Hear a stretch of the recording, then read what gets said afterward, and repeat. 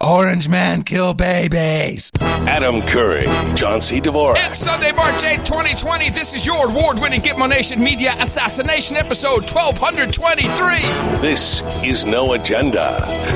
Throwing yoga flame and broadcasting live from Opportunity Zone 33 here in the frontier of Austin, Texas, capital of the Drone Star State. In the morning, everybody. I'm Adam Curry.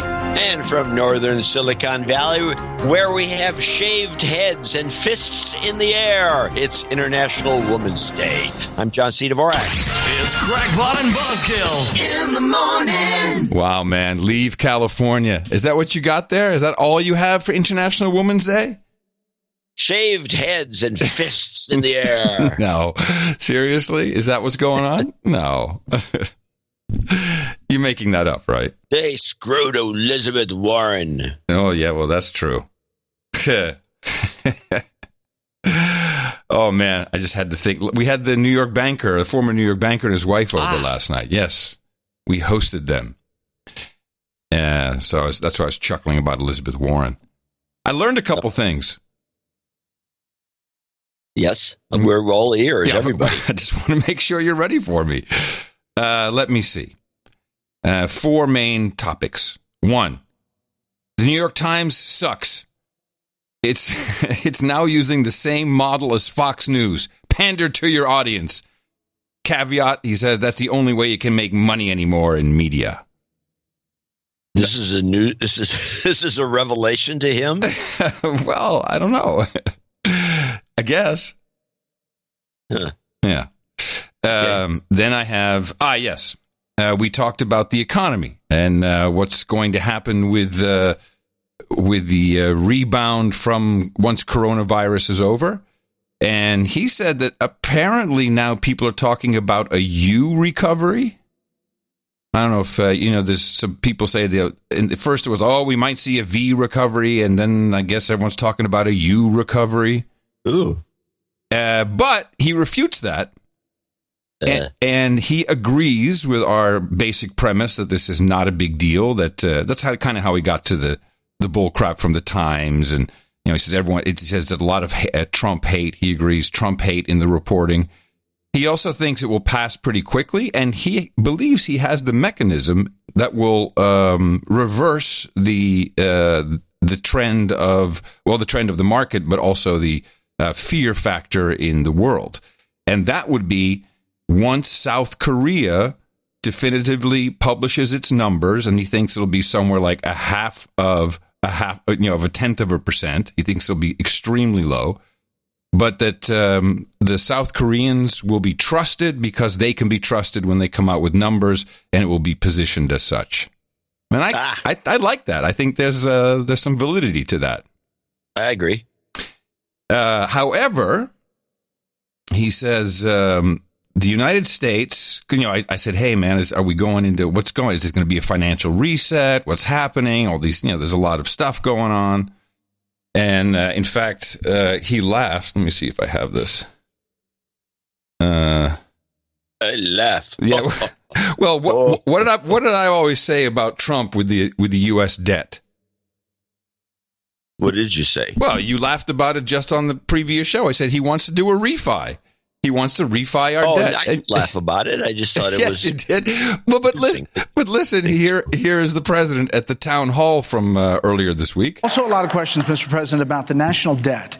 Since being president, you've signed into law $4.7 trillion of debt, including $2.1 trillion of discretionary spending. Understand that you're spending on the military as well. That's right. When you ran for president, at one point, you said that you would pay off the debt within 8 years. So now we're about 4 years in, and the debt is up $3.5 trillion. That's about 18%.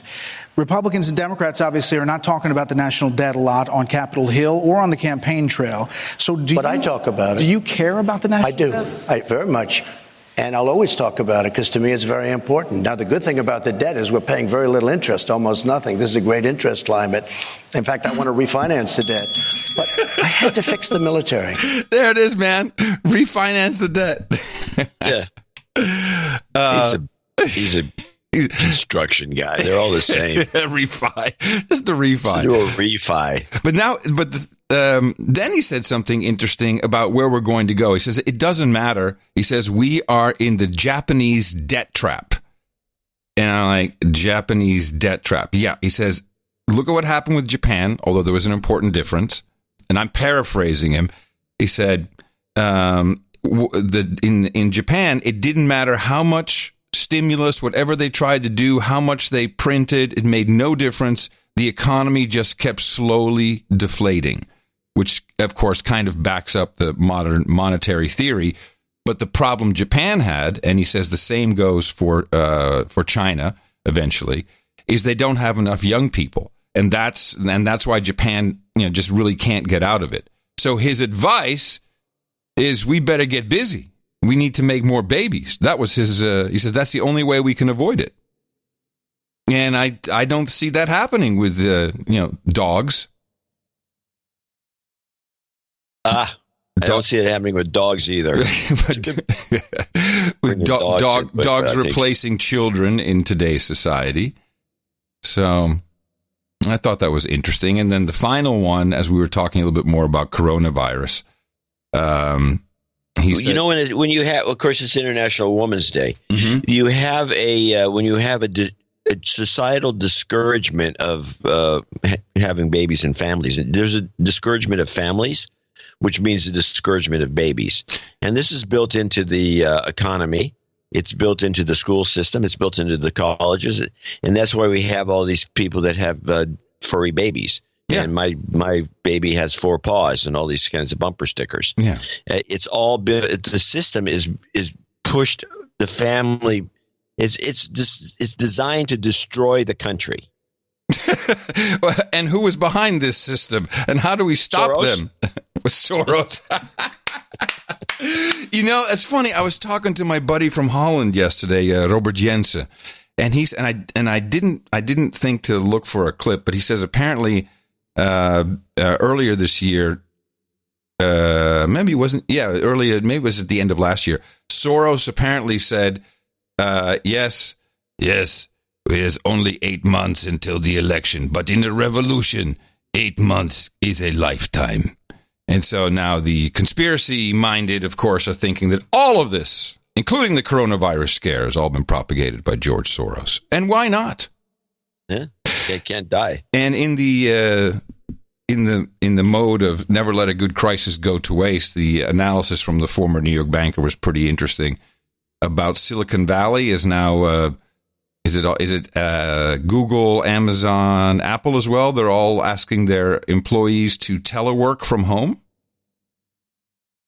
I think a lot of them are. I mean, Amazon doesn't have a lot of presence down here, but they've done that before. I mean, it's very doable for these companies to have people working from home. Well, what the former New York banker posited is posited. Yes, he posited this.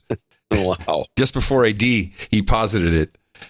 He said, no, this is they're doing this to stimulate Silicon Valley. He says by doing this, they want to stimulate more telecommuting companies, more technology, more networks, more broadband. He says and of course, for them, huge differences in overhead. So they're trying to use this to prove to, I guess, shareholders, board members, workers alike that, see, it works. We can do it. You can just stay home. That's much better.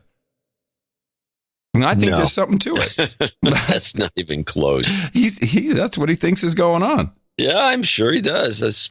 You don't think so? I used to imagine that sort of thing myself years ago when I was writing about telework, which became known as. Yeah. And then you start looking into it, and no. No, it's not the way it works. They want to see people. It's like you had a company, pod show, and Ron Bloom wanted to see people. He wanted to see people in their desks.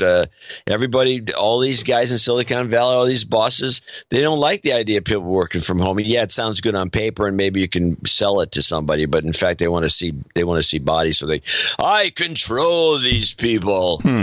And I've never seen any evidence to the contrary. Okay. One time on Silicon Spin Show, I had an entrepreneur on there. She was very kind of famous enough. Who was this? She would.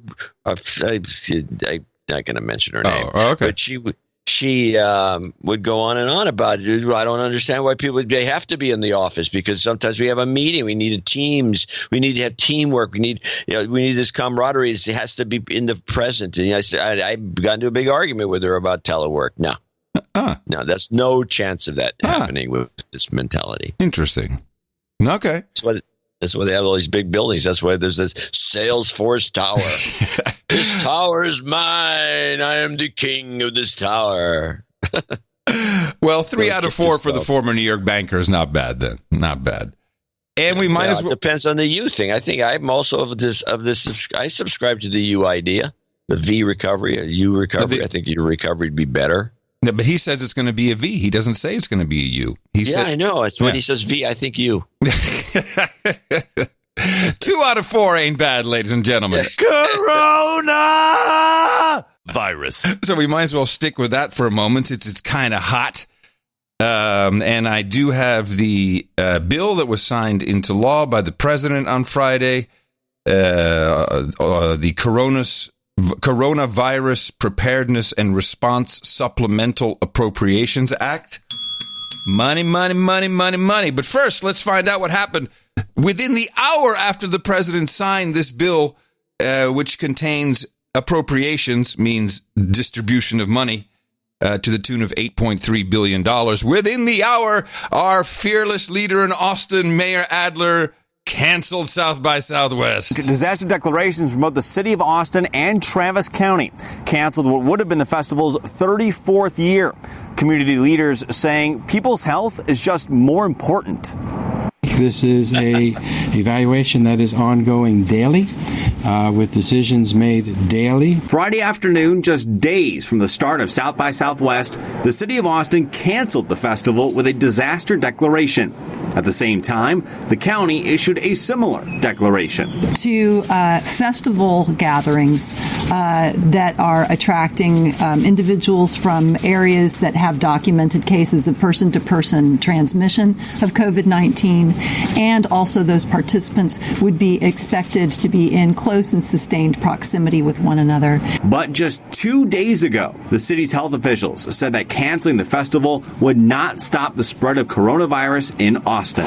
There is no evidence that closing South by Southwest or other activities is going to make this community safer. Friday, they added having the festival would help spread the virus faster. There was no acceptable path forward that would mitigate the risk enough to protect our community. Officials looked at the size of events, venues, where guests were coming from, and if those places had any threats of person-to-person contact between people with coronavirus. The fact that this is a high-impact disease and that we lack a vaccine or treatment at this stage makes the threat higher as well. There are still no confirmed cases in Austin or Travis County. And for the past week, businesses and performers have been dropping out of South by. Right. So let's take a look at a few things. First of all, this is very sad for Austin. This is our big event. It's our big annual event. It brings in over $350 million, according to last year's numbers. Well, can I make a quick comment? Yeah, sure.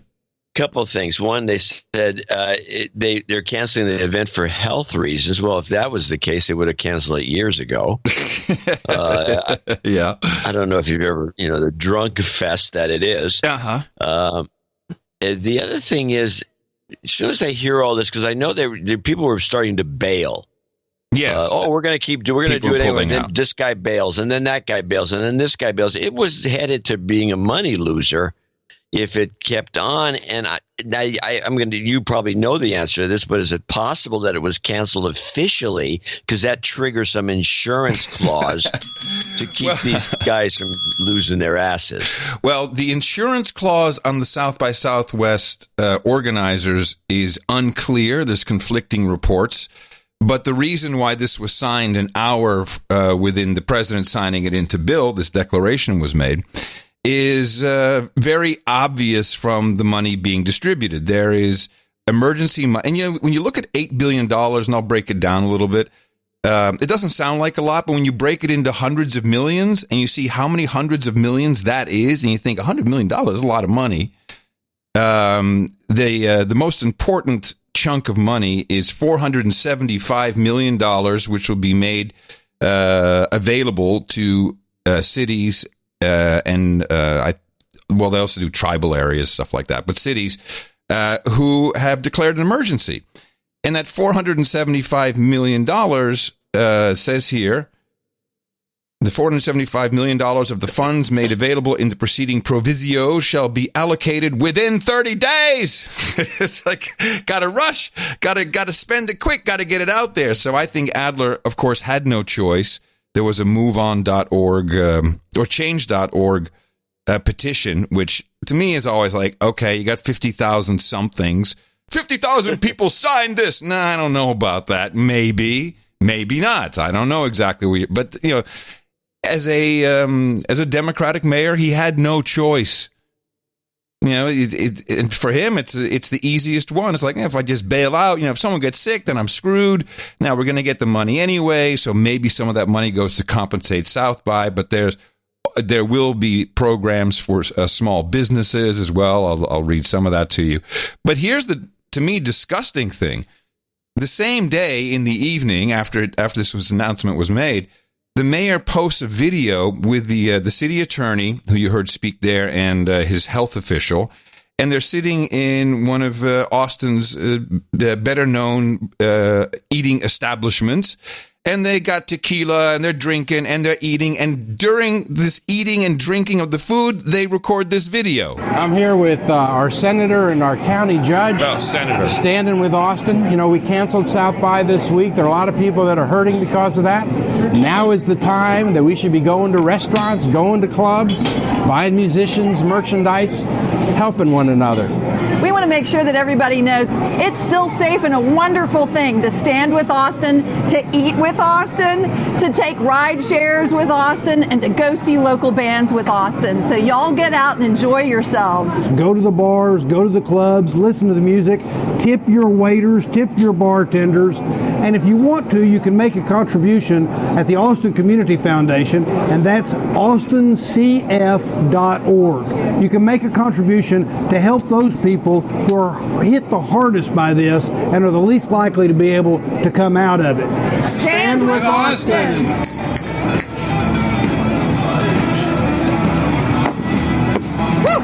And they're drinking shots. So, how does this jive with that speech he gave when he canceled South by Southwest? It's like, oh, you know, it's emergency, health emergency, but people go out and party. It's like, I don't see how that works. Doesn't. It's very He's a douchebag. Oh, yes. NPR had a good short piece on the bill, which I'd like to just dive into briefly, but they set it up, this $8.3 billion. Interestingly, it's the largest of its kind. $8.3 billion sounds like a lot. How is it helpful here? It really is actually a lot. There are some figures for comparison here. $5.4 billion for the Ebola response in 2014, nearly $7 billion for H1N1 in 2009. So this is many millions of dollars more than Congress put towards those efforts.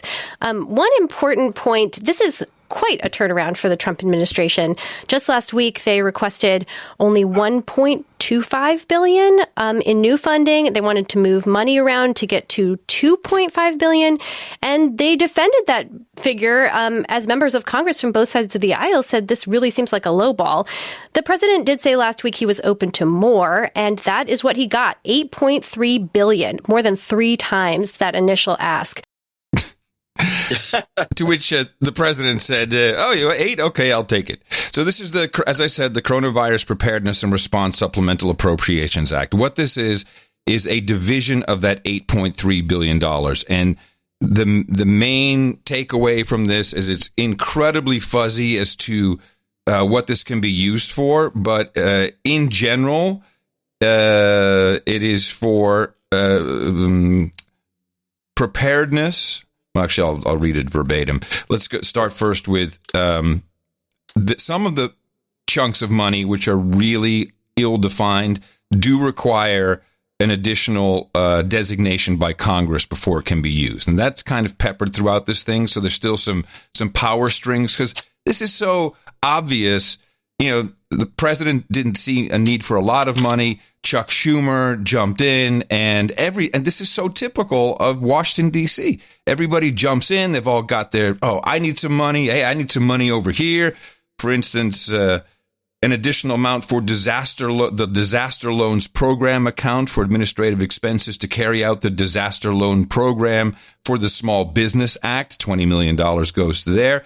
And the amounts will be maybe transferred to and merged in salaries and expenses. So, we're going to go hire some people. Then we have the Department of Health and Human Services, $2.2 billion. And this is what it's for: to prevent, prepare for, and respond to coronavirus domestically or internationally. That's it. Isn't there any obvious pork besides just the giveaway? Well, the pork is the giveaway. So underneath the this $2.2 billion, this will, and of course I was looking for some keywords. This will be made available to, quote, carry out surveillance. That's all it says. And I guess that can be monitoring people, but surveillance is pretty specific, I think. So I don't know. It's not specified anywhere else. Also for communications, preparedness, and then we have that $475,000. The real pork is in there. Funds may be used, I think this is this is CDC, for purchase and insurance of official motor vehicles in foreign countries. I guess we need that, $5 million. We're going to go on a car shopping spree. What? Yeah. $10 million goes to Fauci's group there, Dr. Fauci. Thanks, bro. Oh, yeah, he gets some communications money. There is $3.1 billion made available for countermeasures and vaccines, prioritizing platform-based technologies with U.S.-based manufacturing capabilities and the purchase of vaccines. So I think that will be used to build up some manufacturing capacity. That's one of the president's favorite little moves there. Further provided, funds appropriated under in this act may be used for grants for the construction, alteration, or renovation of non-federally owned facilities to improve preparedness and response capability. So that just sounds like we're going to give it to certain favored organizations or manufacturers. Yeah, gussy up your building. Yep. Also, in many cases, it says here, they might be hiring people, but be known that such individuals may not be deemed employees of the United States. So we're going to hire. What does that mean? It says for the purposes of any law administered by the Office of Personnel and Management. I guess they're just saying we're going to be hiring foreigners or shelling out money in foreigners' lands. Well, it doesn't really imply foreigner. It just says there's not going to be employees of the United States. Well, it means they're not working for the government. This means there's going to be a bunch of money going to NGOs, I think. Oh, yeah. Department of State for, quote, diplomatic programs, $264 million. What's diplomatic programs got to do with the virus? Well, let me read the Don't they already have money for that? Diplomatic programs, $264 million for necessary expenses to prevent, prepare for, and respond to coronavirus, including for maintaining consular operations. Oh, okay, so well, that makes sense. We're going to, but still. If everybody in the council dies, they got to put in a skeleton crew. That costs money. Here's my favorite. Actually, let me play this second clip from NPR first. So another big pot of money in here, $950 million, will go to the state and local public health response through CDC. And as you say, half of that has to go or be allocated in 30 days. That's really, really fast. And what the money will be used for at this point in the the epidemic is things like health departments staffing up to work 24/7, laboratories buying equipment and paying staff overtime, and investments in data to be able to properly do surveillance. I love how they don't bat an eye at that. Everybody wants to buy a mass spec. That would be the key. Exactly. Global health programs. This is for State Department will receive $435 million for the same, expenses, for necessary expenses to prevent, prepare for, and respond to coronavirus. Then funds appropriated by this title, and this is for Homeland Security, I believe. No, this is still state. Anything under the heading diplomatic programs may be transferred to and merged with funds available under the consular and border security programs. And I'm thinking maybe there's some wall money in there that Trump tried to hide. But this is my favorite. Administration of Foreign Affairs diplomatic programs of the Department of State, foreign operations and related programs appropriations. Well, we all know what that is. CIA black budget, exactly. Why do those guys have to get some of that money? Those guys know how to scam money from everyone. Then they have an additional security protection not to exceed $100 million. Let me see. New cars for this. Here we go. Here we go. Here.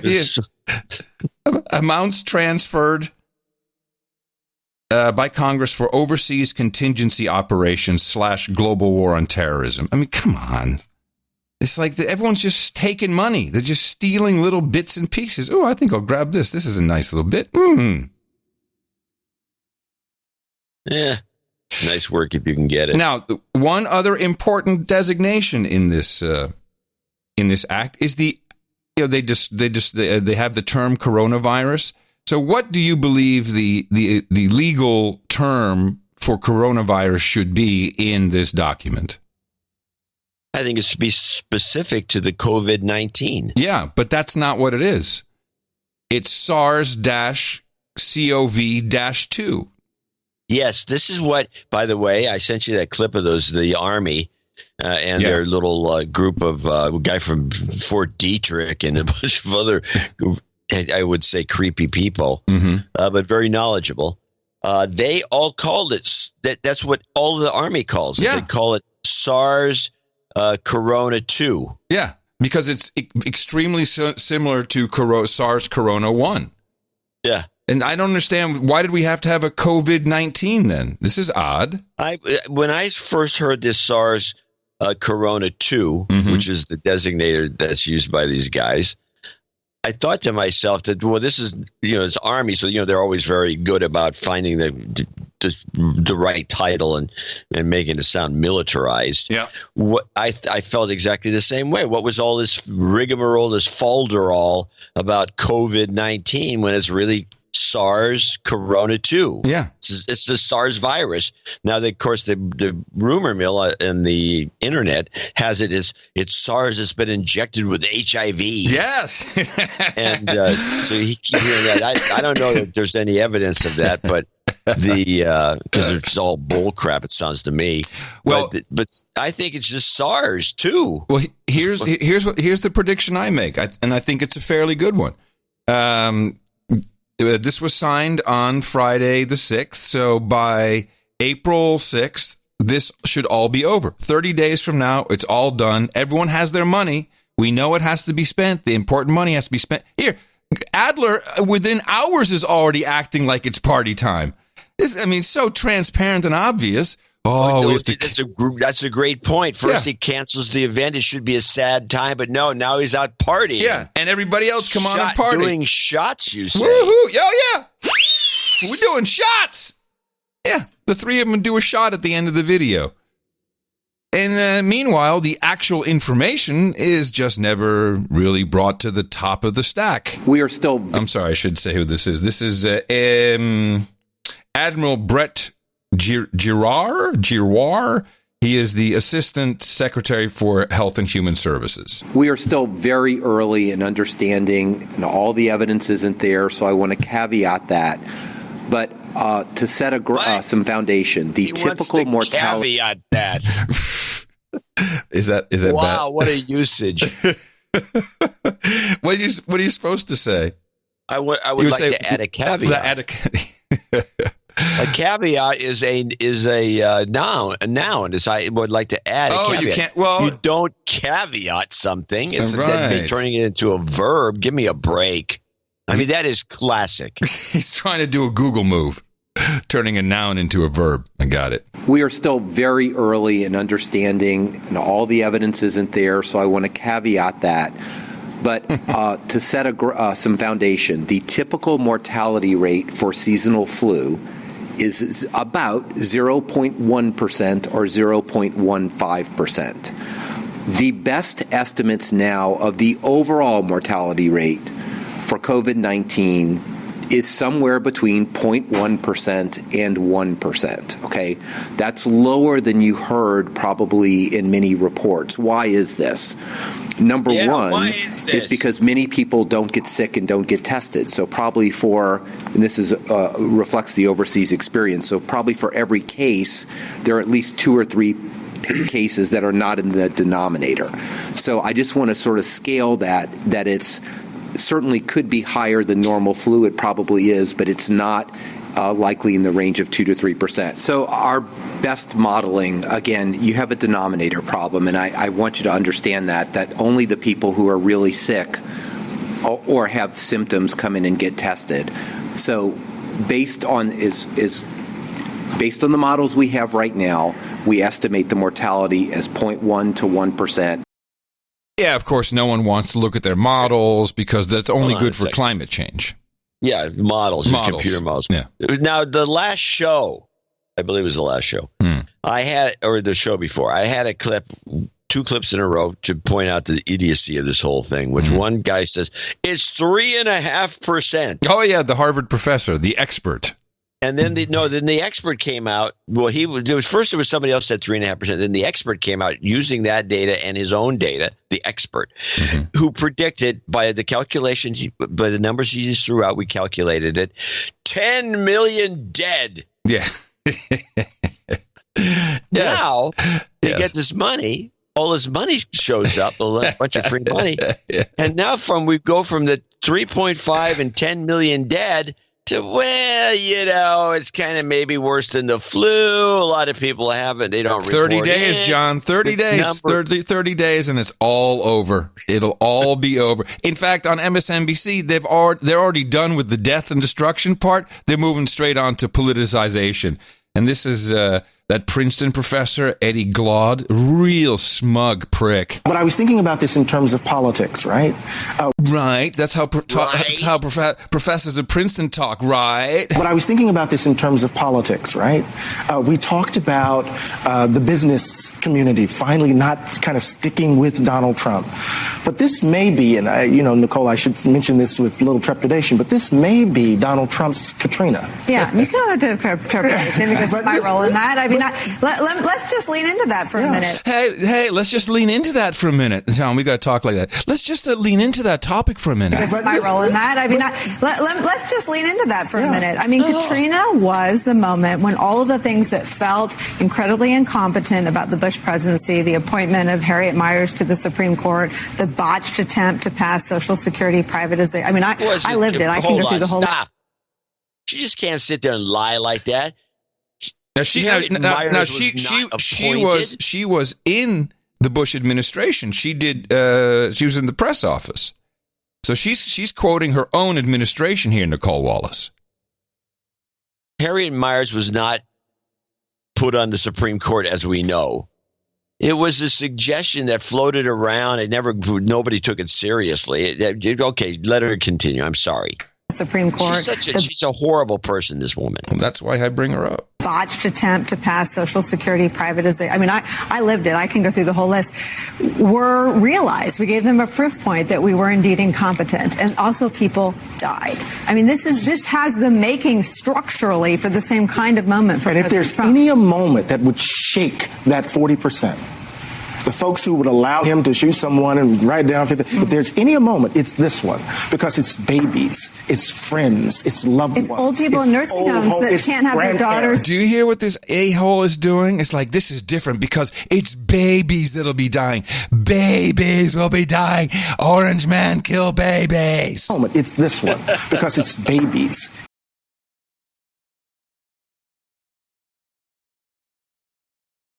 Hey, Bill, look at all this toilet paper we've got. That can't have their daughters and sons it's and grandchildren. Your Nana, yeah. Right? And so it seems to me that this is an event that could take down a president.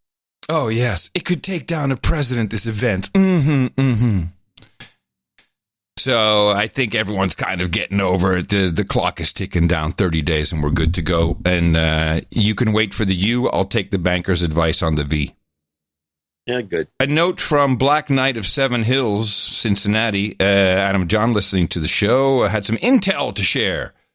First, you mentioned toilet paper shortages. Yes.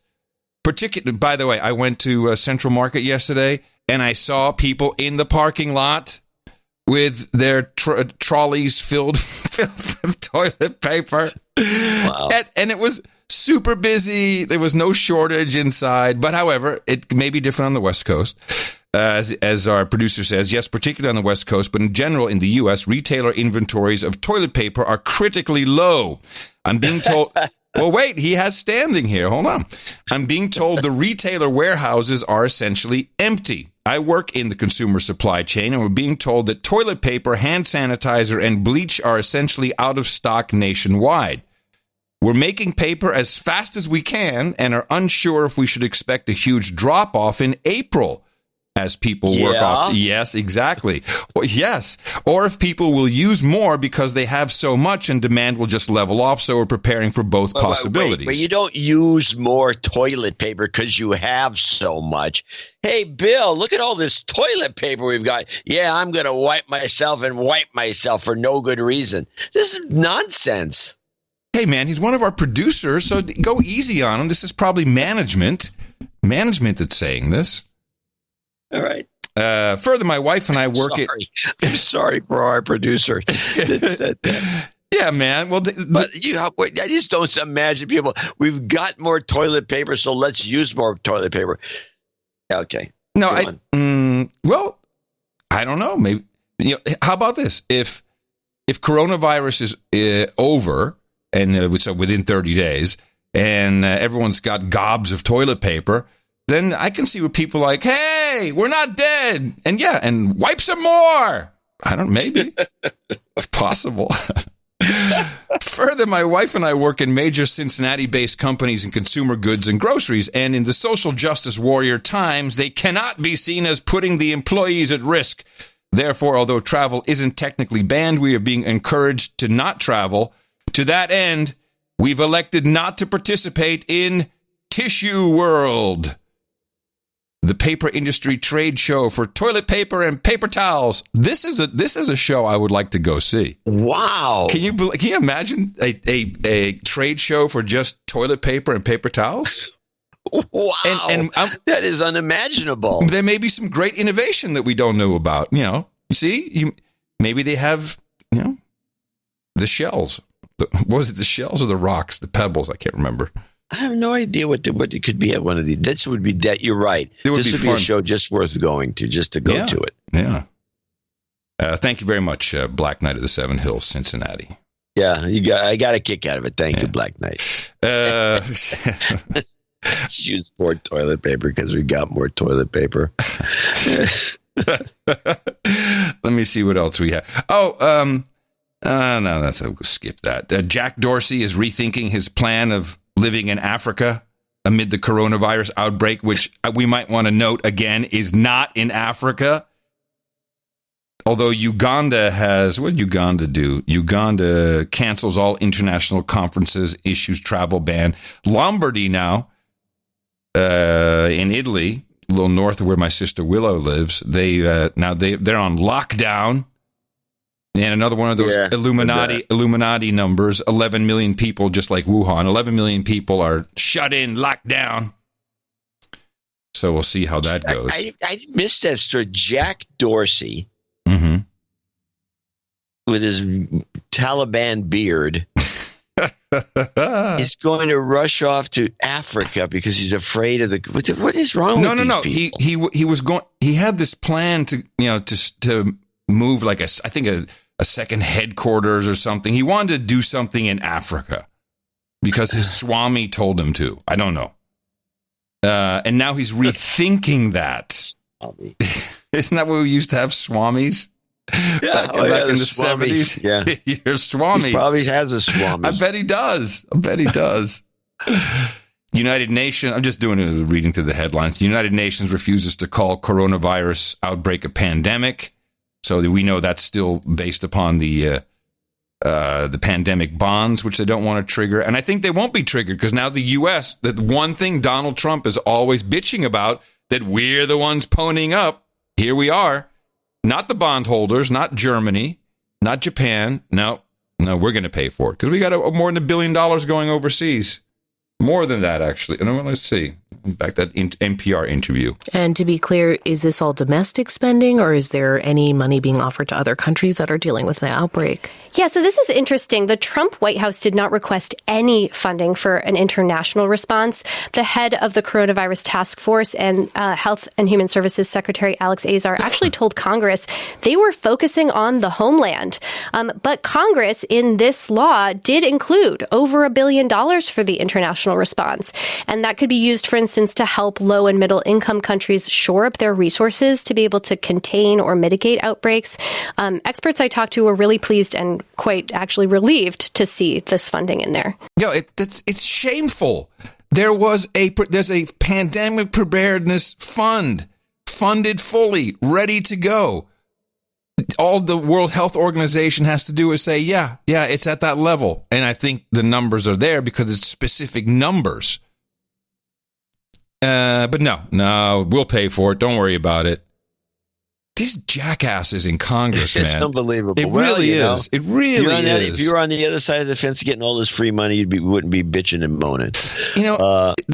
It's interesting you say that because, of course, power and money corrupts. I started watching the long-touted and perfectly timed Hillary Clinton documentary on Hulu. Yeah. And it's 4 hours. So I've only watched the first hour, and I must say, that whole first hour, you can't help but be a fan of Hillary Clinton in that moment because she seems like such a genuine person, a true fighter for women, very daring. Good work. She did a lot. It is extremely well done. You do not get even a slight whiff of the corruption. Something bad happened to her. You have to, Bill. Yes, I think you're right. I think it is exactly what happened. Now, you have to watch all 4 hours now that you watched the first hour. Of course. Have you seen any of it? It's possible that if it's. Sometimes you can blow it. You can do what you just described is like, wow, this is great. I'd vote for her. She's the best. Mm-hmm. And then after a while it starts to wear on you. And after 4 hours, maybe I don't know. I don't care for her. It's possible that they can't sustain that. If they can sustain that feeling that you achieved within the 1 hour period as a filmmaker and they can do that for 4 hours, wow. Yeah. They can run her. Well, okay. So again, this was incredibly well timed. We have just the perfect, and I'm sure you have some Biden stuff. We have the perfect potential. But before we go switch gears completely, I want to play some Hillary stuff. Total update. I want to play some total update on COVID-19. You still have that? Is it really worth it? Is it more than I just did? It will add? No, it's in a different dimension. The food what and you drug just did is actually something reasonable. This is just the COVID is going to kill us all, continued, but it's kind of backing off a little bit. This was the mainstream media via PBS on Saturday with Hari Srinivasan reporting, and it's a lot different than what you gave us. I mean, it's not better. The Food and Drug Administration is rapidly expanding the distribution of test kits to detect cases of the new coronavirus across the country. Vice President Mike Pence made the announcement in Florida today at a briefing with health officials. present moment, Now, was this before the bill was signed, or you don't know? No, this is yesterday. Oh, okay. distributed more than 1 million tests, and in cooperation with those same commercial labs that I mentioned, we'll be expanding access to tests in the weeks ahead to every American. Even with more kits, there are concerns about the capacity of different states to test people as the number of cases increase, how that data will be gathered and reported. There are nearly 400 total confirmed cases in the U.S., according to Johns Hopkins University, which is tracking the spread globally. Florida officials reported 2 deaths from COVID-19. Both people who died were elderly. That brings the total number of deaths in the U.S. to 19. New York Governor Andrew Cuomo declared a state of emergency after 21 new confirmed cases today. We have now been also going after the money, testing around the clock, as you know. We are aggressively testing, following up leads, because we want to find as many people who test positive so we can get them out of circulation. The Grand Princess. That's a great concept. I'm sorry, Mr. Curry, you've been taken out of circulation. And as many people who test positive so we can get them out of circulation. The Grand Princess cruise ship remains off the coast of Northern California with its 21 confirmed cases of the virus, among the more than 3,500 people on board. As of this afternoon, officials have not said when or where the ship will be allowed to dock. In Egypt, a cruise ship on the Nile River with 100 foreign tourists is in quarantine in the city of Luxor. 33 people have tested positive for COVID-19 on that ship. In southeastern China, a hotel collapsed today, trapping about 70 people. Officials say the hotel was being used to quarantine people who had contact with COVID-19 patients. Is this just intended to raise the blood pressure of their audience? I mean, it's like just going down a list of, not more. Italy reported its biggest daily increase in virus cases. What? I say, as you say that, it continues. Jeez. Infections now total more than 5,800 people, and 36 people have died there from the virus in the past 24 hours.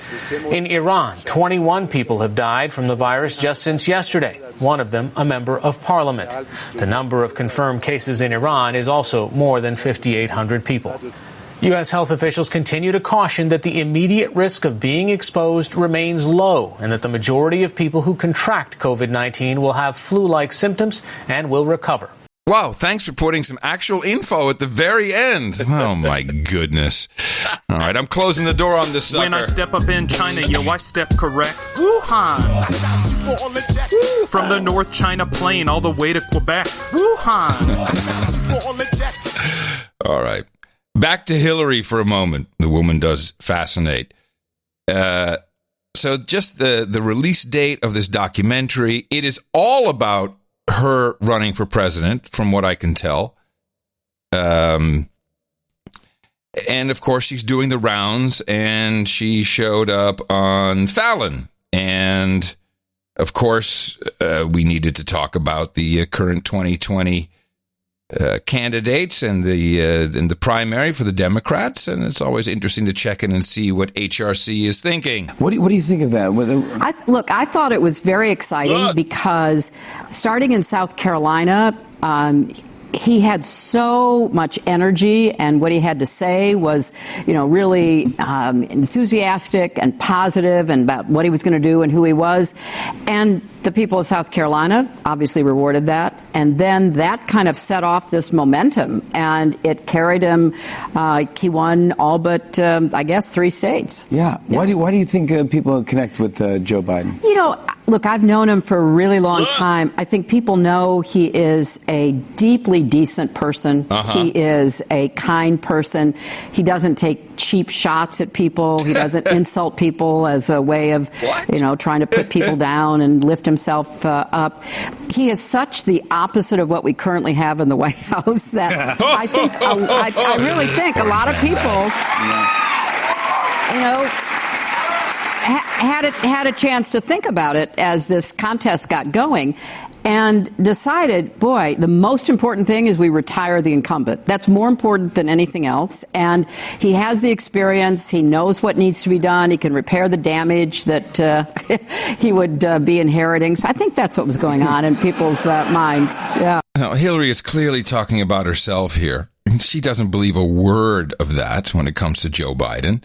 And she does her disgusting Russia dance one more time. The candidates also have to be willing to admit Russia interfered last time. They're interfering this time. Yeah. We know that. Even the Trump administration has to admit that.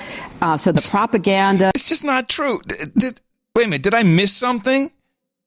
Did we not miss that was overstated, and it was what the actual intelligence report said was that Russia wouldn't mind if Trump was reelected so that because they felt they could deal with him? Wasn't that the actual intelligence reporting? Putin's calling the shots, man. And the Trump administration has to admit that. So the propaganda, the lies, the disinformation, the theft of information, and all of that went on last time is going to be back. And so it's not only the candidates, although they have to be prepared to take it on, but voters need to be aware of all that. Oh, yeah. What advice do you have to the voters? Oh, okay. Hello, stupid people of America. Your queen now tells you what to do. Really pay attention. Don't get fooled by the propaganda. Just because something pops up in your Facebook feed, don't think it's true. I'm really very sad that Facebook has said we're not going to take down false information. Candidates, and particularly Trump, is doing this. You can pay to put lies on Facebook, and that's really slickly. Whoa. Is there a portal for that? Is there a dashboard I can go to where I can put lies on Facebook? Particularly Trump is doing this. You can pay to put lies on Facebook, and that's really slickly produced. People think it's true. Really be skeptical about what's coming in that Facebook feed, or really any kind of social media information that you get, because so much of it is manipulated. You don't know where it's coming from. Yeah, I was going to say, is it from, do you think, is there other people besides Russia? Is it other countries? Or? Well, we know from the intelligence that's been shared that Iran tried to mess with the primary. Did I miss another report? Iran tried to mess with the primary. They did?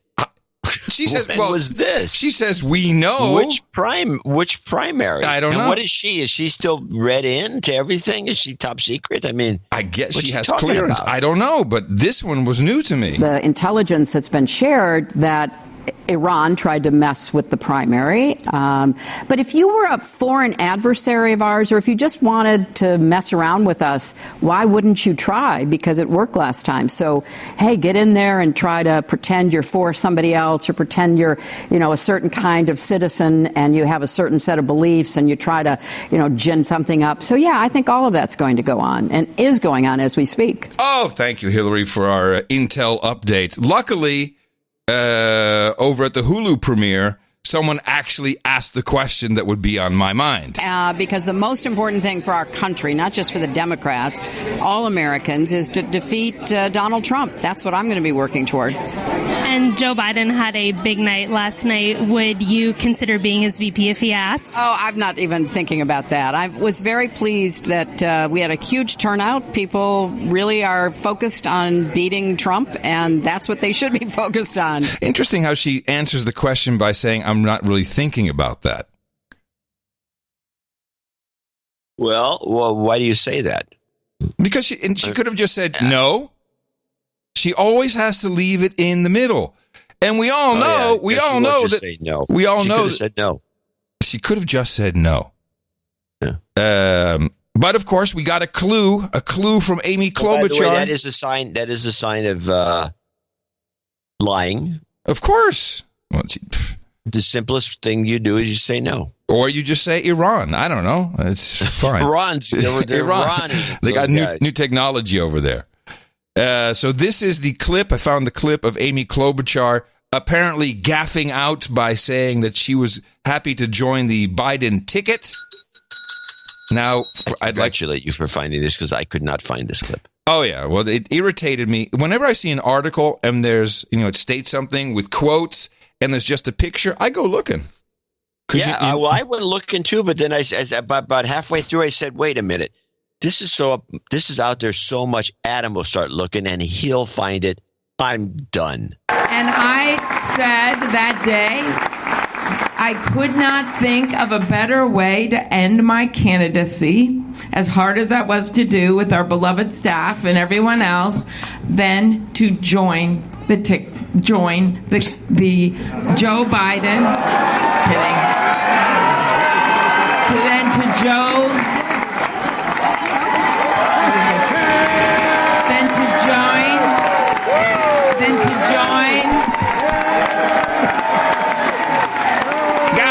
Guys. I was going to say, I'm sorry, you're misgendering us. I was going to say, you guys. No, you can't say guys. There's women here too. I was going to say, you guys. I was going to say then to join the terrific campaign of Joe Biden. What do you think? Trial balloon, actual test market. Balloon test marketing. No, I think she was given the opportunity, and I mean, my pick is Grisham from New Mexico as the vice president, which the former New York banker likes that idea, by the way. It's a very good idea. Yeah, he liked it. But this is it's a possibility that the Democrats, Biden's got nothing to do with it. He doesn't even know what room he's in. Somebody went up to Amy and said, "Look, you got to bail out. We'll give you the vice presidency." And then Joe's probably not long for this world, and we can.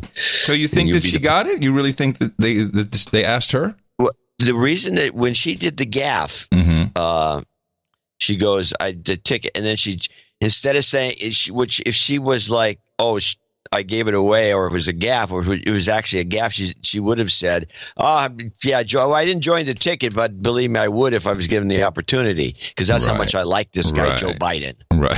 She wouldn't have gotten so flustered, because it's probably a lot of this is based on confidentiality agreements and all the rest, and she can't say anything. Yeah. So I think that they've offered it to her.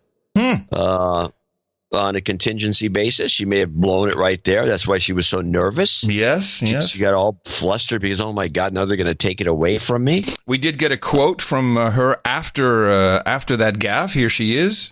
Don't eat me, Bo Biden. You're scary. So scary. Sorry. Yes, indeed.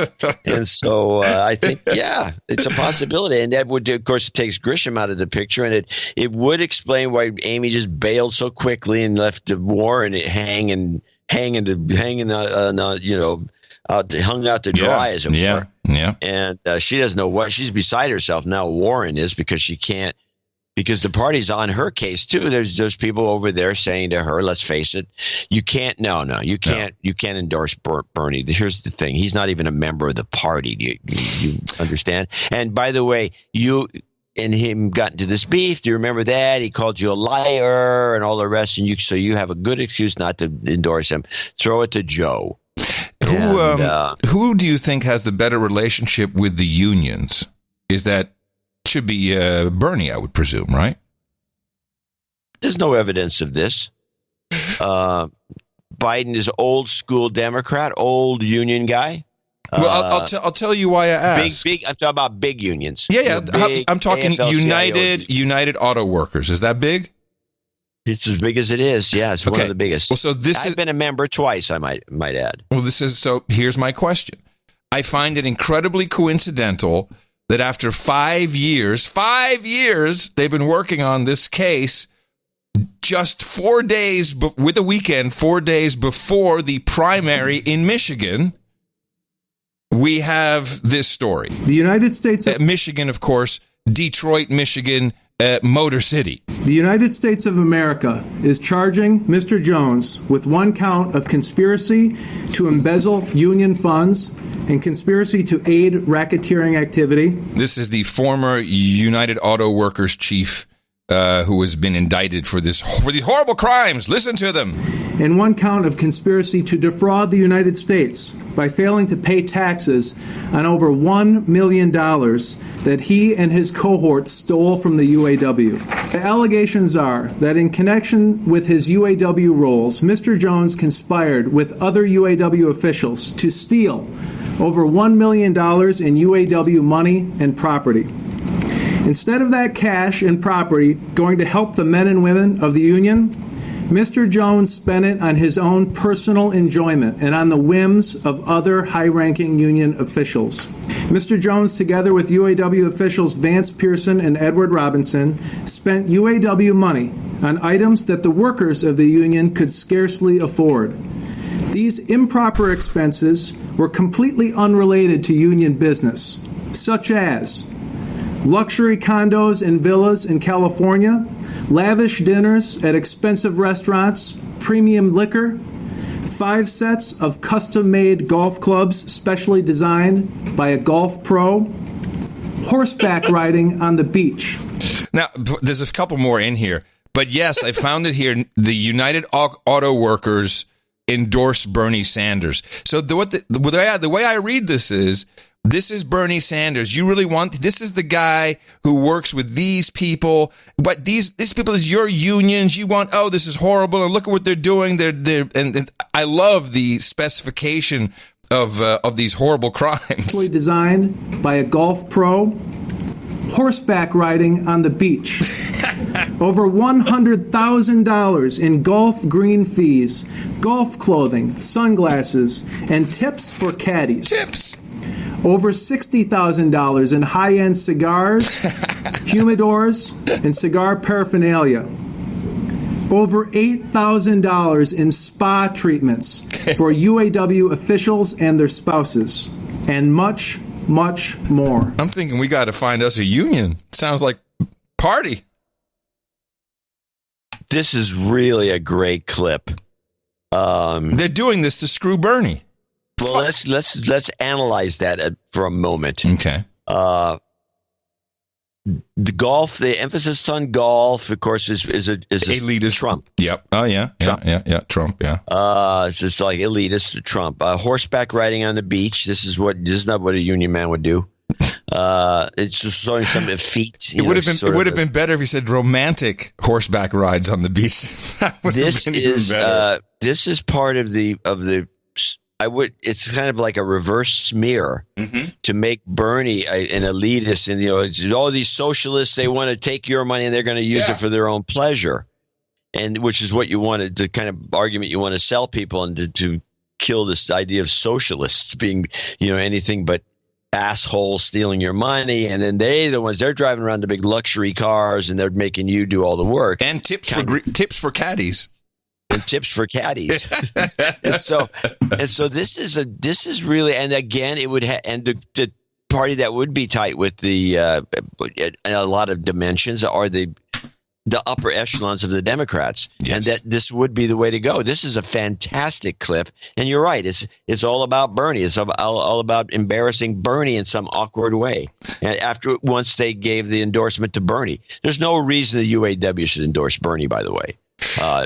That I can tell. There's nothing connected to. And when one of us has a really great clip and the other one appreciates it, what do we do? Well, what we do usually, but as you mentioned one time ago, that if somebody actually asks for it. Zij die vragen worden overgeslagen. If you ask, you get skipped. All right. So, well, you're mean. Okay, give yourself the clip of the day. Thank you.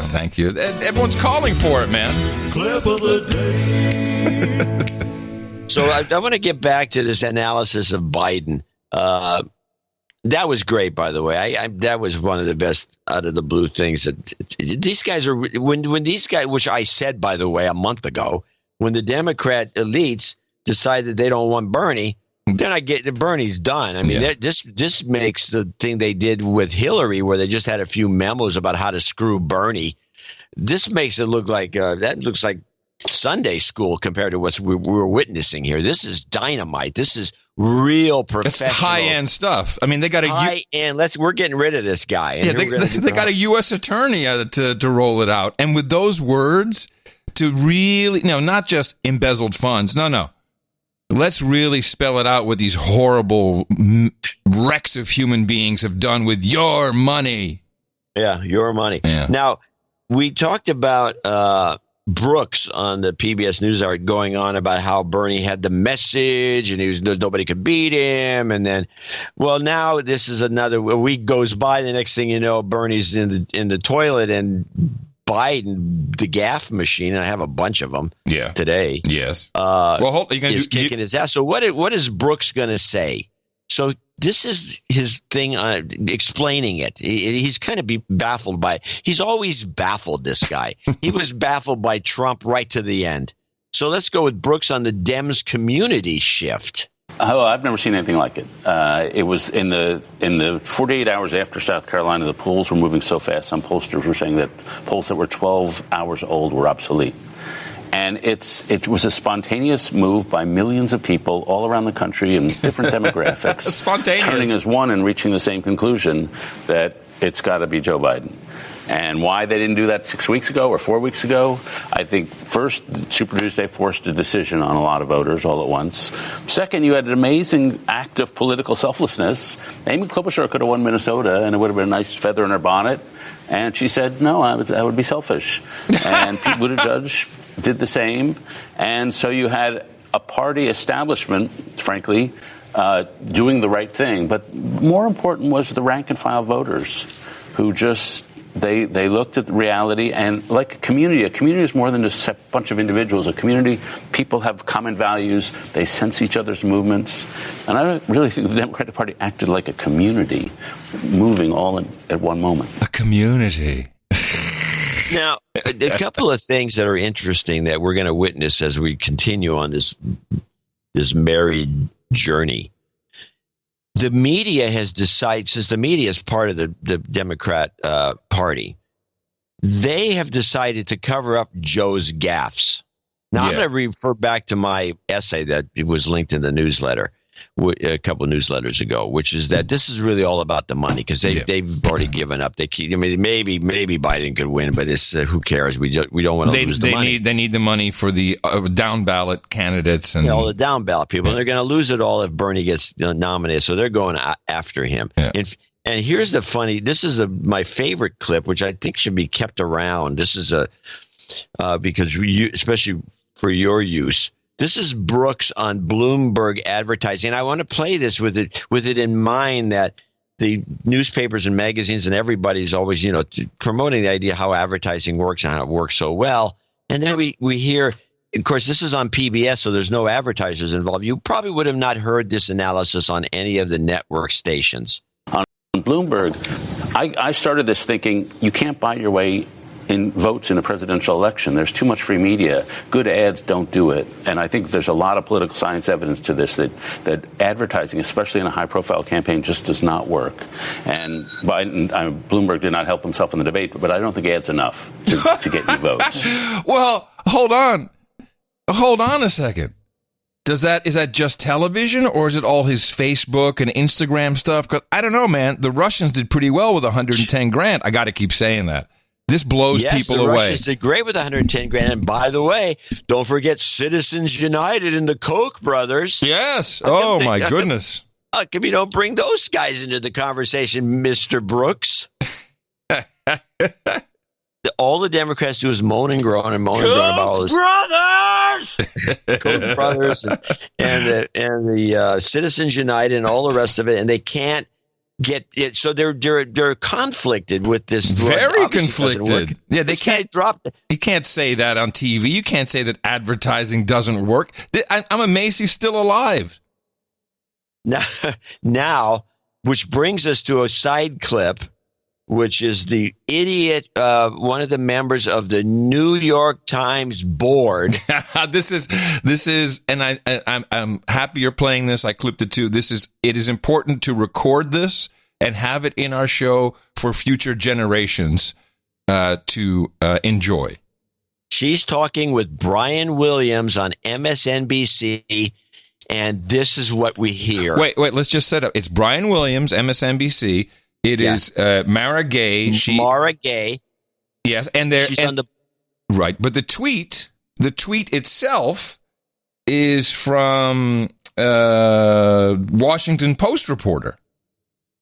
Somebody, I don't know who the guy is that did this tweet. No, it's a woman. Makite, I think. She's got some funny name. I didn't get to look at her tweets because they're closed. Protected. Yeah, but she's a WAPO reporter. Okay, so it's the trifecta. That adds another dimension. Yes, it's NBC News, it's the New York Times, and it's Washington Post. It perfectly shows the Ministry of Truthiness anno 2020. $1 billion beating this guy, he could do it. Absolutely. Somebody tweeted recently that actually with the money he spent, he could have given every American $1 million. I've got it. Let's put it up on the screen. When I read it tonight on social media, it kind of all became clear.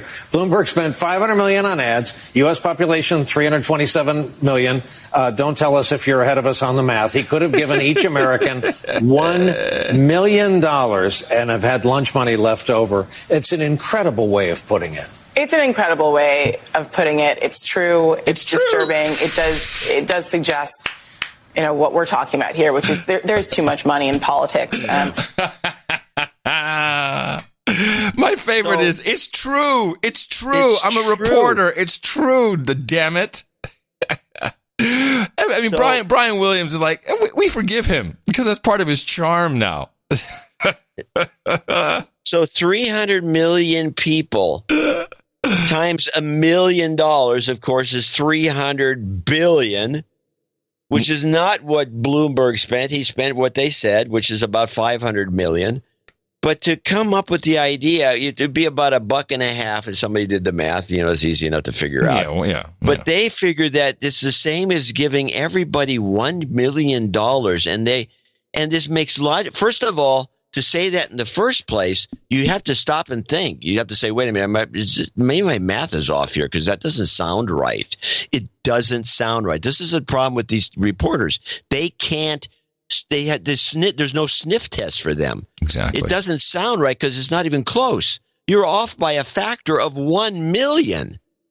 1 million. This is not a small factor. This is not like a factor of 10. I've done that on the show. I've been off by a factor of 10. I made a math mistake and it's off by 10. It's not off by 1 million.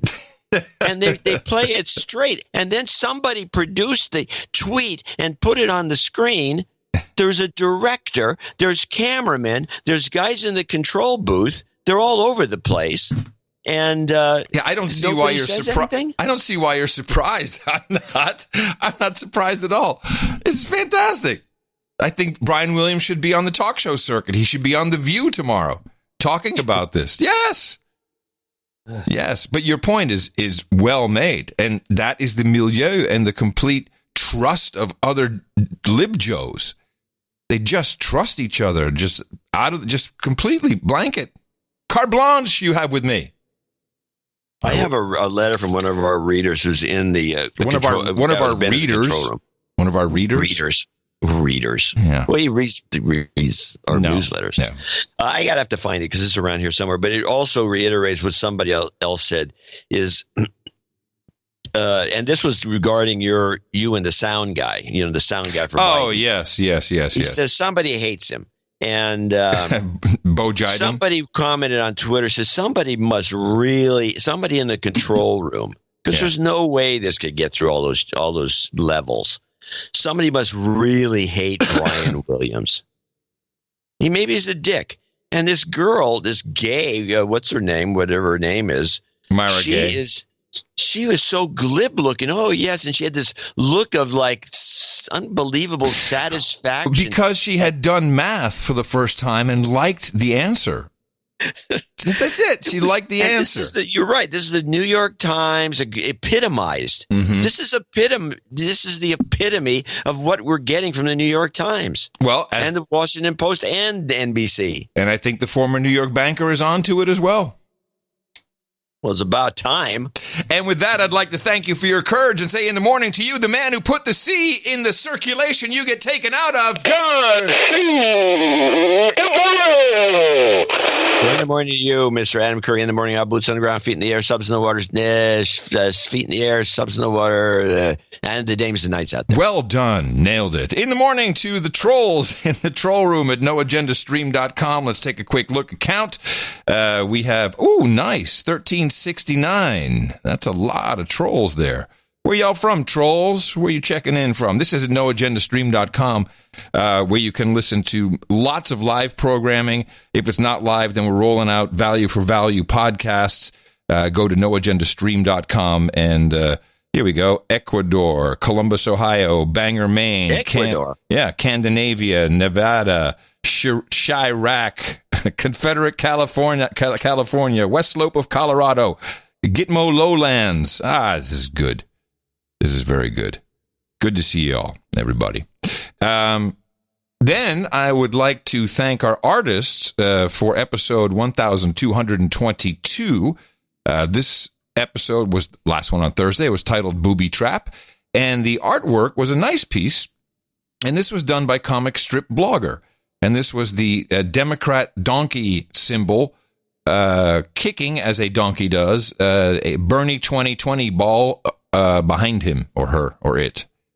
And this was an older one, wasn't it? This wasn't, or was this? No, this was from a week ago. From a week ago, used it in the newsletters. I think the second time we've used a newsletter artwork for the show. I think it's only been done twice. It's very special. And, I saw it, and it really epitomizes what's going on. It was very symbolic. It was very well done. It's a good piece. It's well thought out. Definitely a good piece. Thank you for that, Comic Strip Blogger. We have many artists who contribute their value to the show by giving us fantastic artwork. It also shows up on hats and T-shirts and hoodies and mugs at noagendashop.com. And in general, in our value for value system, I just wanted, before we get to the executive producers, associate executive producers, who were also obviously adding value to the show, I just wanted to say, looking at because I got a lot of extra email coming in after the Joe Rogan appearance, and it's so nice how everybody, I said it before, but everyone's like really, they've been promoting this. If you look at the YouTube comments, it's just every 5 comments, there's an in the morning, here's the URL, you got to check out the podcast. You guys have, gals, hey guys and gals, you've done great. Guys and gals. Done a great job at promoting, and that's what you do. But also I wanted to thank everyone. Over the years, our producers have gotten so sharp when it comes to spotting things that they think, will be interesting for the show. Their eyes are really sharp on important topics. It's like having our own network of intelligence analysts. And I just want everyone to know it's exactly what it is, by the way. Yeah, seasoned research professionals. And it's so incredibly enjoyable. And when I look at just other models, even, what Joe's doing, I'm like, we are so fortunate to have built this community. And yes, I want to respond one more thing, and then I'll shut up. We're not a cult. We're a tribe. And I was just thinking about it, where Rogan said, well, you guys are like a cult. And my answer should have been, well, either not different from your cult, but smarter would have been, yeah, we're a tribe. This is tribal media that we're doing now. And in this case, we had 2 tribes united by the same peace pipe. Yeah, I guess. Anyway, any newcomers? Hello, welcome to the party. It's like a party, and here's where we thank people who've supported this particular episode in extraordinary measures, and that's why we like to bestow them with the title of executive producer or associate executive producer. Yes, we start off with anonymous. Today's a little slower than it's been. We didn't get any of the Insta dames, which, because it's International Women's Day, we thought that might accomplish something. So that was a dud, huh? It was a total dud. Nobody cares about the women. No. Well, there you go. Maybe if they didn't shave their heads, it'd probably be better. There's no evidence of shaved heads. Shaved heads and fists in the air. Anonymous, $369.99. from the Colorado bunker. Now, he is donated a lot over the years, and now he's going to be the he's not. I don't know if he never asked or we knighted him something else, but now he's going to be the anonymous Baron of the ADF-C, which is code for something he's doing. ADF-C. Yeah, that's something you have to figure it out. This is the 14th time I've contributed. I know what it is. Yes, I figured it out. Okay. This is the 14th time I've contributed monetarily to the show. I'm still unwilling to allow my true identity to be revealed on the show, so please keep my name anonymous. I am knighted as Sir Anonymous Baron of the ADF-C. I typically donate once annually as my tax refund rolls in. I donated annually. My title and tithing are only mentioned once a year. Because of this, I feel unworthy, unsightly, and douchey. Please de-douche me. Okay. Oops. I almost missed the douche button. Douche. Here we go. You've been de-douched.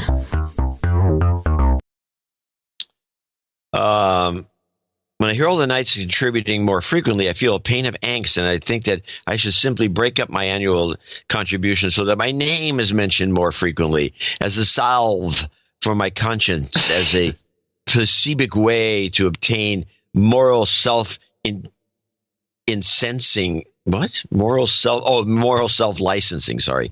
And virtue signal to my fellow knights and dames. So here I am donating again. As I've stated before, you must continue your work. It is vital to our nation's interests, and the citizens are better for it. As the peerage grows, the knowledge spreads. As I hit people in the mouth, they are illuminated by the light that is the No Agenda Show. As the tax returns roll in, overpaying like the good little slave that I am, I return a small sum in kind, paying back the value for value in any small way that I can. I have donated before, and I've managed to rise amongst my peers to the level of Baron. Hopefully, I can continue to contribute throughout my wage-earning years, which are rapidly diminishing. This particular donation in the amount of $369.99 is a special contribution that I call the Triple Intel Threat. Treat. The Triple Intel Treat. That's treat, not threat.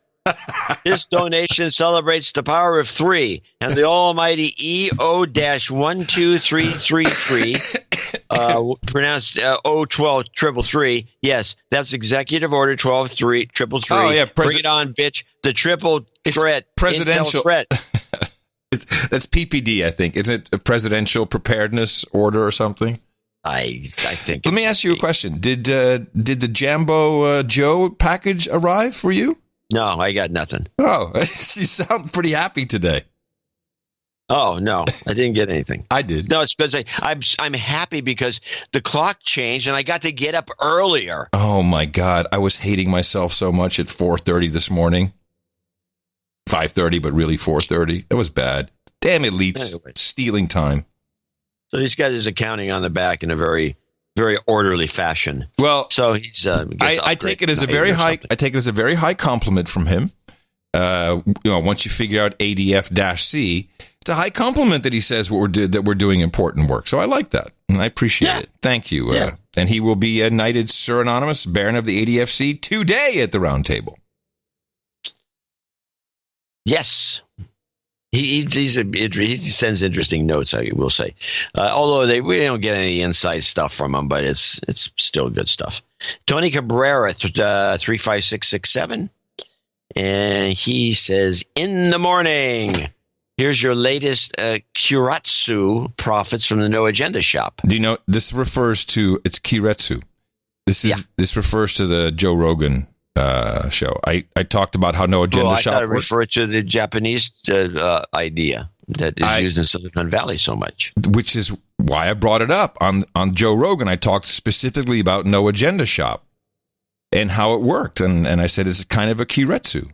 Yeah, he was of the opinion that it was nuts that we weren't doing mugs.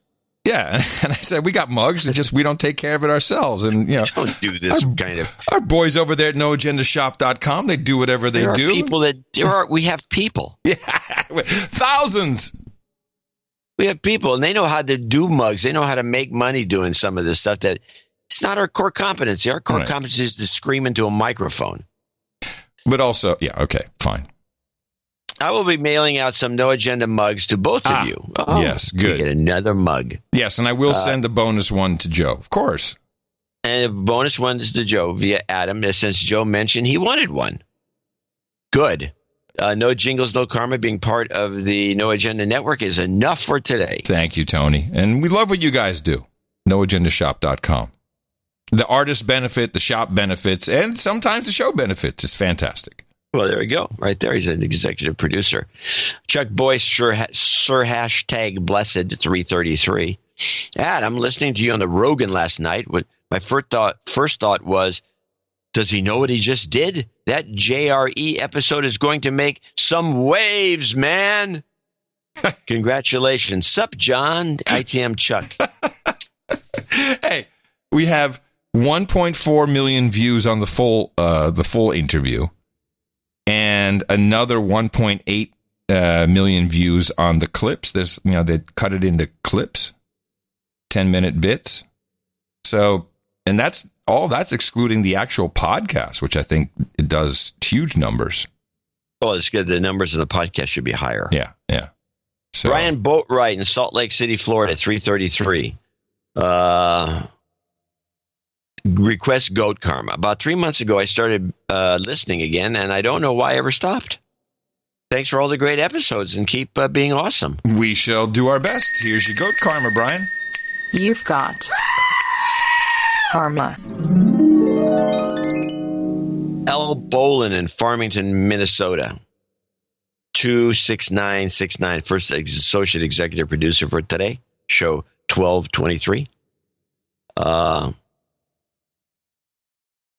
Jingle 6969, dude. Stop the hammering. You can read those because you. I got those. No, I got all those. I'm good. I'm just working on my damehood here.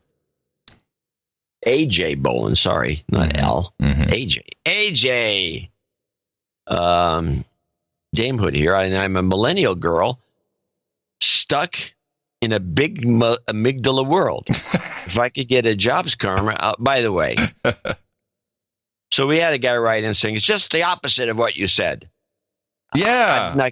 I'm not convinced of this because we were playing some guy went on, this was a couple of years ago, some guy went on and on about the amygdala swollen when you get mad all the time and it starts to get bigger. Right. But whatever, we're going to stick with our theory. Anyway, she's stuck in a big amygdala world.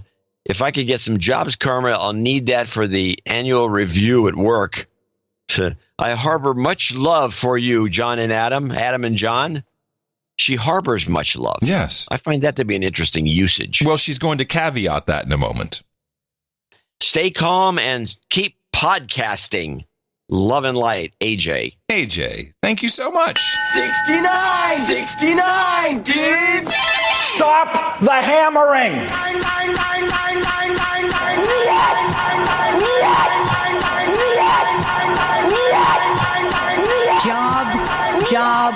Jobs, and jobs. Let's vote for jobs. You've got karma. I like that combination. It's a good combo. I haven't heard the 99 Rosie thing in a long time. That's an oldie. Yeah, with the hammering, it worked out. All right.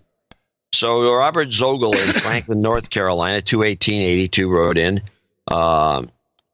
Just a little lengthy note, but it's kind of interesting. With the included donation and attached donation record, I hereby request to be knighted Sir Robert of the Smoky Mountain Brass. Mm-hmm. Is he on the list? I think so. Yes, he is. On March 8th, blah, blah, blah. It's his 65th birthday. That I didn't put him on that list. Oh, okay. I'll put him on that. Also, I ran into this note on one of my previous shows, and I'm not sure that we ever put Milton's Cuevas' son Jackson, who's in his final month of the Army training at Fort Lee, on the birthday list. For today? Well, his birthday is on March 1st. So Jackson, what's his last name? It would be Jackson Cuevas, Cuevas. And that was March 1st. And how old was he? 21. I have a feeling we did it, but we'll just do it again. Yeah, give him another We'll birthday do call. it again. It should have been. We'll do it live. It should have been done in pile 2. Anyway, he says he's going to be the mountain brass. He says brass has a double meaning in my title. It refers to the brass instrument I play, an E-flat alto horn in the Smoky Mountain Brass Band in Asheville, North Carolina. Oh, nice. Yeah. I told you. Our producers are the best, man. They're the best. That is an E-flat harmonica. The brass I sweep up after the day at the local outdoor range. Oh, that brass. Moss Knob Shooting Range. That's some real brass. Moss Knob Shooting Range in Nantahala National Forest. He needs a de-douching. We got that. You've been de-douched. You request some birthday karma, a little Sharpton. I got ants and don't eat me Bernie Sanders. Do you have that one? I don't know. Anyway, he says, having discovered No Agenda from a JCD plug on Twit several years ago, I've sought to hit various friends and family in the mouth with only one full-time success, my U.S. Naval Academy roommate. Despite forcing my girlfriend over 10 years to listen to No Agenda in the car and dragging her to 2 NA meetups in Atlanta, her standard retort remains, quote, they have an agenda. What were his jingles? Because I couldn't prep for those. What did he ask for? Oh, sorry. Birthday karma, a little Sharpton. Yeah. Any Sharpton. I got ants and don't eat me Bernie. Okay. Well, we don't have don't eat me Bernie, but it's Bo Jiden. We have don't eat me Bo Jiden. Why don't you play that? And ants, we don't play the full ants. It's a minute 45. But no, you just I understand. I understand what people want. Is anything else in his note? Yeah, I'm reading. She says they have an agenda, yet I do see her crack a smile every now and again, especially when dogs are people too segment pops up. She is not a dog person or a big dog person. She should listen to Adam. Adam and her would be right in the same boat. She also tells me that the reason I listen to No Agenda is because I'm an old crotchety white man like you guys, especially JCD. Boom shakalaka. Jeez. Compliments flying fast and heavy here today. And I and my now adult human resources have been tech media groupies since Erica Hill was young and hot. Come to think of it, she's still hot. But I digress. There's only crotchety old men can say stuff like this. Yes. A few years back, I posted something. Yeah, I say something like that and I get slapped. A few years back, I posted something on the Face Bag based directly on a link from the show notes. My younger son, mid-30s, who rarely puts anything on the bag, reported on the bag. Quick listening to Dvorak. How did he know? I don't know what it refers to, but he says another funny story relating to a recent episode right after the first or second Democrat debates was respect to the discussion about how unbalanced audio levels were on a couple of women candidates. The reason for that, according to my other human resource who works in one of the AT&T, Time Warner, CNN, Turner subsidiaries, was that just before they went on the air, they went for one last pee break and their lavalier transmitters got knocked into the toilet. Oh, really? The audio guys did not have time to check levels on the replacement transmitters before they went on the air. Too funny not to be true. That explains it. It would explain it. Anyway, he's got a 2-hour and 15-minute drive each way. The No Agenda podcast is the ultimate driving companion for making the trip. One habit I've developed which I need to break is that every time I hear someone on the radio or TV say, look, I yell, look. Here's the deal. Anyway, I wanted to add to that, and I love those types of reports from technical crew are gold, I feel. It's gold. I mean, who would know that? I have one here. Anonymous producer who works for a production company in Manhattan does large corporate galas, fundraisers, and benefit dinners. Bloomberg has attended many of these events, and every time his height has been a problem. If he's speaking at a lectern, it must not be made of lucite or a clear material. See, this is Bloomberg's rider. His handlers have a specific box for him, and they want it hidden while other people are speaking at the lectern. I do not have the exact dimensions of the box, but my guess is about 8 inches tall. When he's speaking at a fireside chat or in an interview setting, there must be a pillow on the chair to to prop him forward so his feet touch the ground. These rules, by the way, also apply to Janet Yellen. Big fan. Thanks for everything you guys do. The secrets of TV and media being exposed right here before your very eyes. So we do. Yeah. I'd love that. I need a pillow so my feet touch the ground. That's worse than the box. That's worse than the box. That's horrible. Yeah. What did our Robert want here for don't eat me, Bo Jiden, Sharpton. Any karma or jobs karma? Yes, and a karma. Regular karma? No, he wanted a where is it? It was some special karma. It was a regular karma, but it was for some special reason. Well, now we have to know. He put it right in the middle here. The funny story episode. Here it is. D douche. We did that. We did that. Birthday karma. That's it. Okay. Don't eat me, Bo Jiden. You're scary. So scary. RESPICT.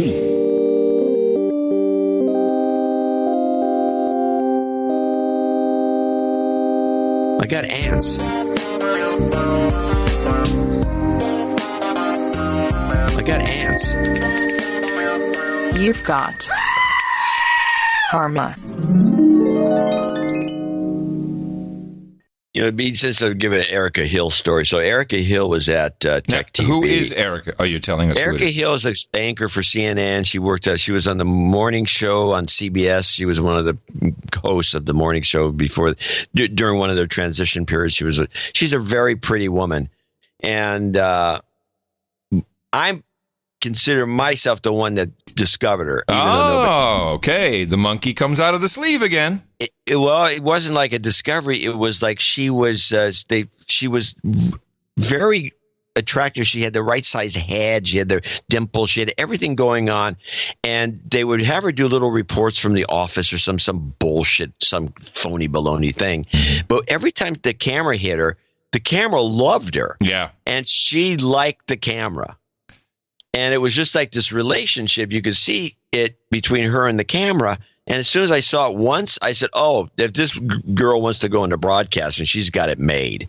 Because it was just one of those things, you don't see it that often, where it's just a match made in heaven between a camera and a person who just has the eyes sparkle and everything with the camera. It's just a funny thing to see and witness, but she was like top 10 of that sort of person. And I'd like to expand when John says she has the right head. We are speaking as television executives in this case. She's got you want a big head on television. A big head. Big heads are good for ratings. Look at Pat Sajak. Look at Jay Leno. I mean, I don't have a big head, but I made my head big with hair, and it worked very successful. Big heads equals ratings.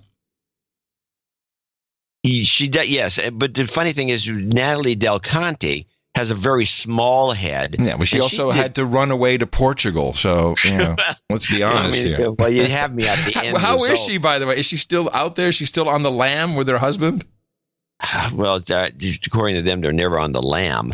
But she has a blog, and I check in on about once a month to see what they're up to. And I have not. They've been gone to radio silent, so I have no idea. Okay, all right. Anyway, so that's some more insight. Yes. If people actually do care about how the mechanism works. Of course. Broadcasting, because it's all trickery. They're trying to fool the public. Darren Grimes is next on the list, $202.02. And by the way, if you skipped the donation segment, you missed that story. That's right. Welcome, JRE listeners, to the best podcast in the universe. Be prepared to have your paradigm shattered or reinforced, depending on which dimension you're in. Great job on JRE, Adam. And thank you for our shout-out last show. Hopefully, we can have you on the Grimerica show soon. Often described as the second best podcast in the universe, we'll be interviewing Jen Briney in a few weeks. Oh, good. Very good. That's interesting. She's a very good. She's another one that's kind of a natural. Well, she's also your discovery. She was discovered herself, but I You've coached. Helped her as much as I could because when I heard her voice, she has one of the most. She has a lot of women that are good on broadcasting. They have a kind of a song in their voice. It's like it's got a ring to it. It's hard to explain it, but when you hear it, you know it. And when I heard her voice, pleasant. I said, "Oh my God, it's pleasant." It's a pleasant voice, and when I met her and talked to her the first time, it was like she has no training. It's just natural. And that's just, got it made if you're that natural. It's like people you run into. There's another one. I hate to digress too much, but it's like once in a while you run into somebody who's like a natural teleprompter reader. Mm-hmm. Never seen one. Don't know what it is. They start to look at it. They read it like it's like. I know. Trump is exactly like that. Trump's the worst. He's the worst teleprompter reader. He's like his whole body shifts, and now I'm going back to the teleprompter. The United States, blah, blah, and then it gets so boring. Why don't the Democrats call Trump out on this? He's a lousy teleprompter reader, and he bitched and moaned and groaned about Obama and his teleprompter.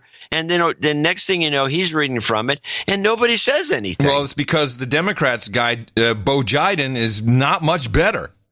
So people in glass houses, people in front of glass screens, people who read from glass screens should not cast the first stone. We will be interviewing Briney in a few weeks. Lastly, he continues, we need to call out the brothers of the Serpent podcast of the Serpent podcast as douchebags. Douchebag. We hit them in the mouth last May, and I know they've been loving the show. Better donate soon, boys. Keep up the good work, lads. Onward and upward. Thank you for your courage. Yeah, there's no threat there or anything. Better donate soon, boys. Thank you very much, Matt Davidson's next. He came in with $200. Dear John and Adam, I've been thinking about donating for a while. I knew it was time when listening to the first donation segment for episode 1222 when JCD said, now let's thank some people for show 1222. I looked at the clock in my car. It was 1222. Woo! It was a sign. Thank you for the sanity. Adam, great interview with Rogan. Thanks. Matt Davidson, jingles, please. Okay, Matt Davidson. Jingles, please. Huntsman sounds pretty good. With the goat health karma. I think that sounds pretty good. You've got karma. Thank you, Matt. Wait a minute. He didn't ask for a de-douching. It seems like he might have been in order for one, but he didn't ask for it, so. David Alcock, 200. I've been a douchebag for far too long, but thanks to some good house selling karma, I've got a little scratch to add to the kitty. Even though I do not have as much as I would like to give, I gave 200, which is fine. I have included a little something extra to sweeten the pot. I have been fortunate enough to have a good voice, although that is what people tell me. Oh, so he made a clip, and he hope you'll like. Mm-hmm. I think I don't have. I have it. I think it's in order to give some background on the clip. First of all, it has nothing to do with sex, although the name might imply something different. When I produce, I have a dry track, which is the original recording, and a wet track, which has been enhanced.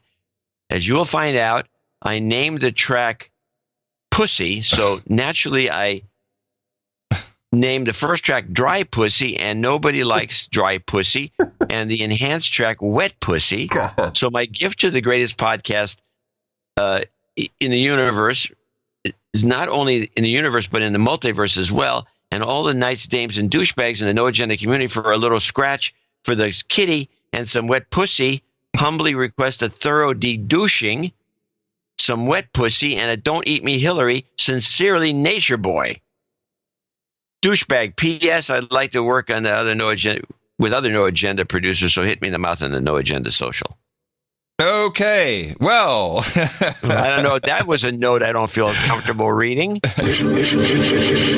You've been de-douched. If you don't like what we have to say, pussy, then don't fucking listen. No Agenda with Adam Curry and John C. Dvorak. Don't eat me, Hillary Clinton. You've got karma. Well, I think we should give him some general feedback since he produced this. The preamble in the note was a little overboard, to be honest. There's more note than there was material. Yeah. And you're just read normally. You go a little bit too low like that. That's a bit too much. So a little less. I like the sound in general. And but we wouldn't play a clip like that often with the F-bomb in there like that. No, we try to avoid that. Yeah, and it's not necessary. What does it bring to the party? Exactly. So, but you got a good voice, but you just stop trying to force it like you're doing in a world where women wear comfortable shoes. So just ease back and send us a new one. The meeting's over. And by the way, most people are better off in broadcasting if they try to sound like themselves. Yes. It's like everything else. And thank you, David. We appreciate it. And I believe we have a Scandinavian associate executive producer here on the list. Is that true? Sir Acid of the Scandinavian Woods. Yes, Sir Acid of the Scandinavian Woods in Courtice, Ontario, 14362. This donation is, okay. Jingle request, you got it. That's true. Dvorak's chair gently squeaks.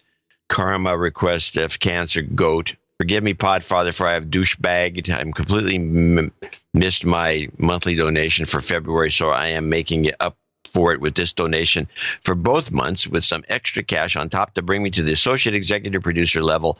Please de-douche me. You've been de-douched.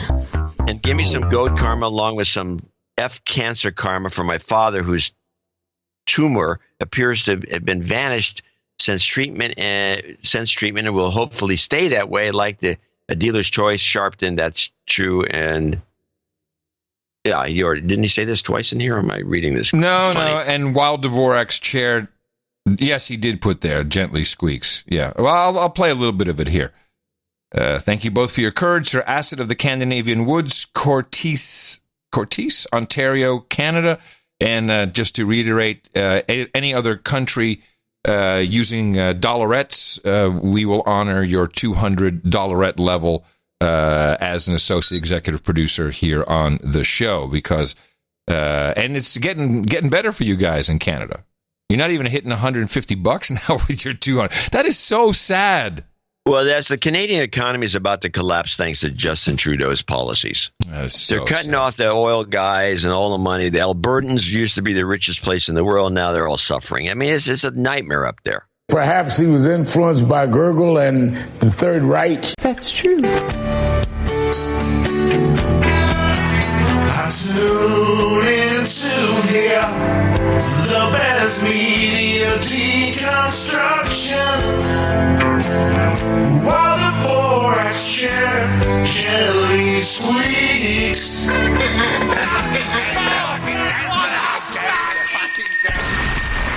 You've got karma.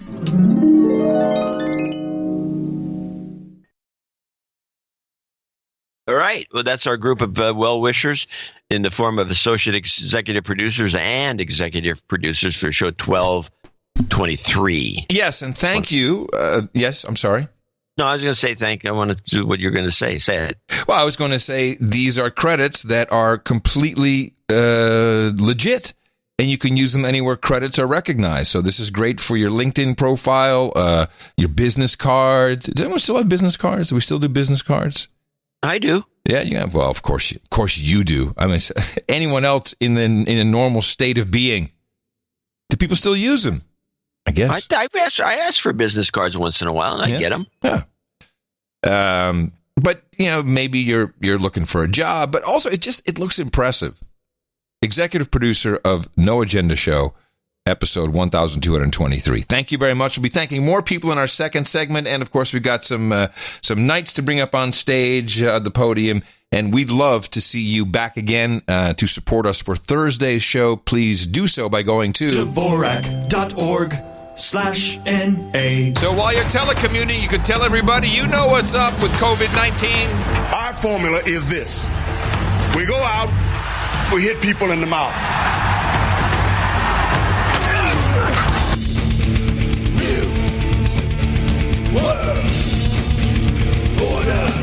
Shut up, slave. Shut up, slave. He's a little bit creepy, but mostly just sleepy. It's sleepy, creepy Uncle Joe. Joe Biden's Gap of the Week. Yes, I'm waiting for the Joe gaffes. You want to do some gore? Yes, I wanted to. I can't wait. Okay, I want to do some Joe gaff gaffes. mania. I got a bunch of gaff mania. Gaff I have mania, 1, 2, 3, 4. Sunday. Sorry. 4 very short ones and a longer one. Actually, yeah.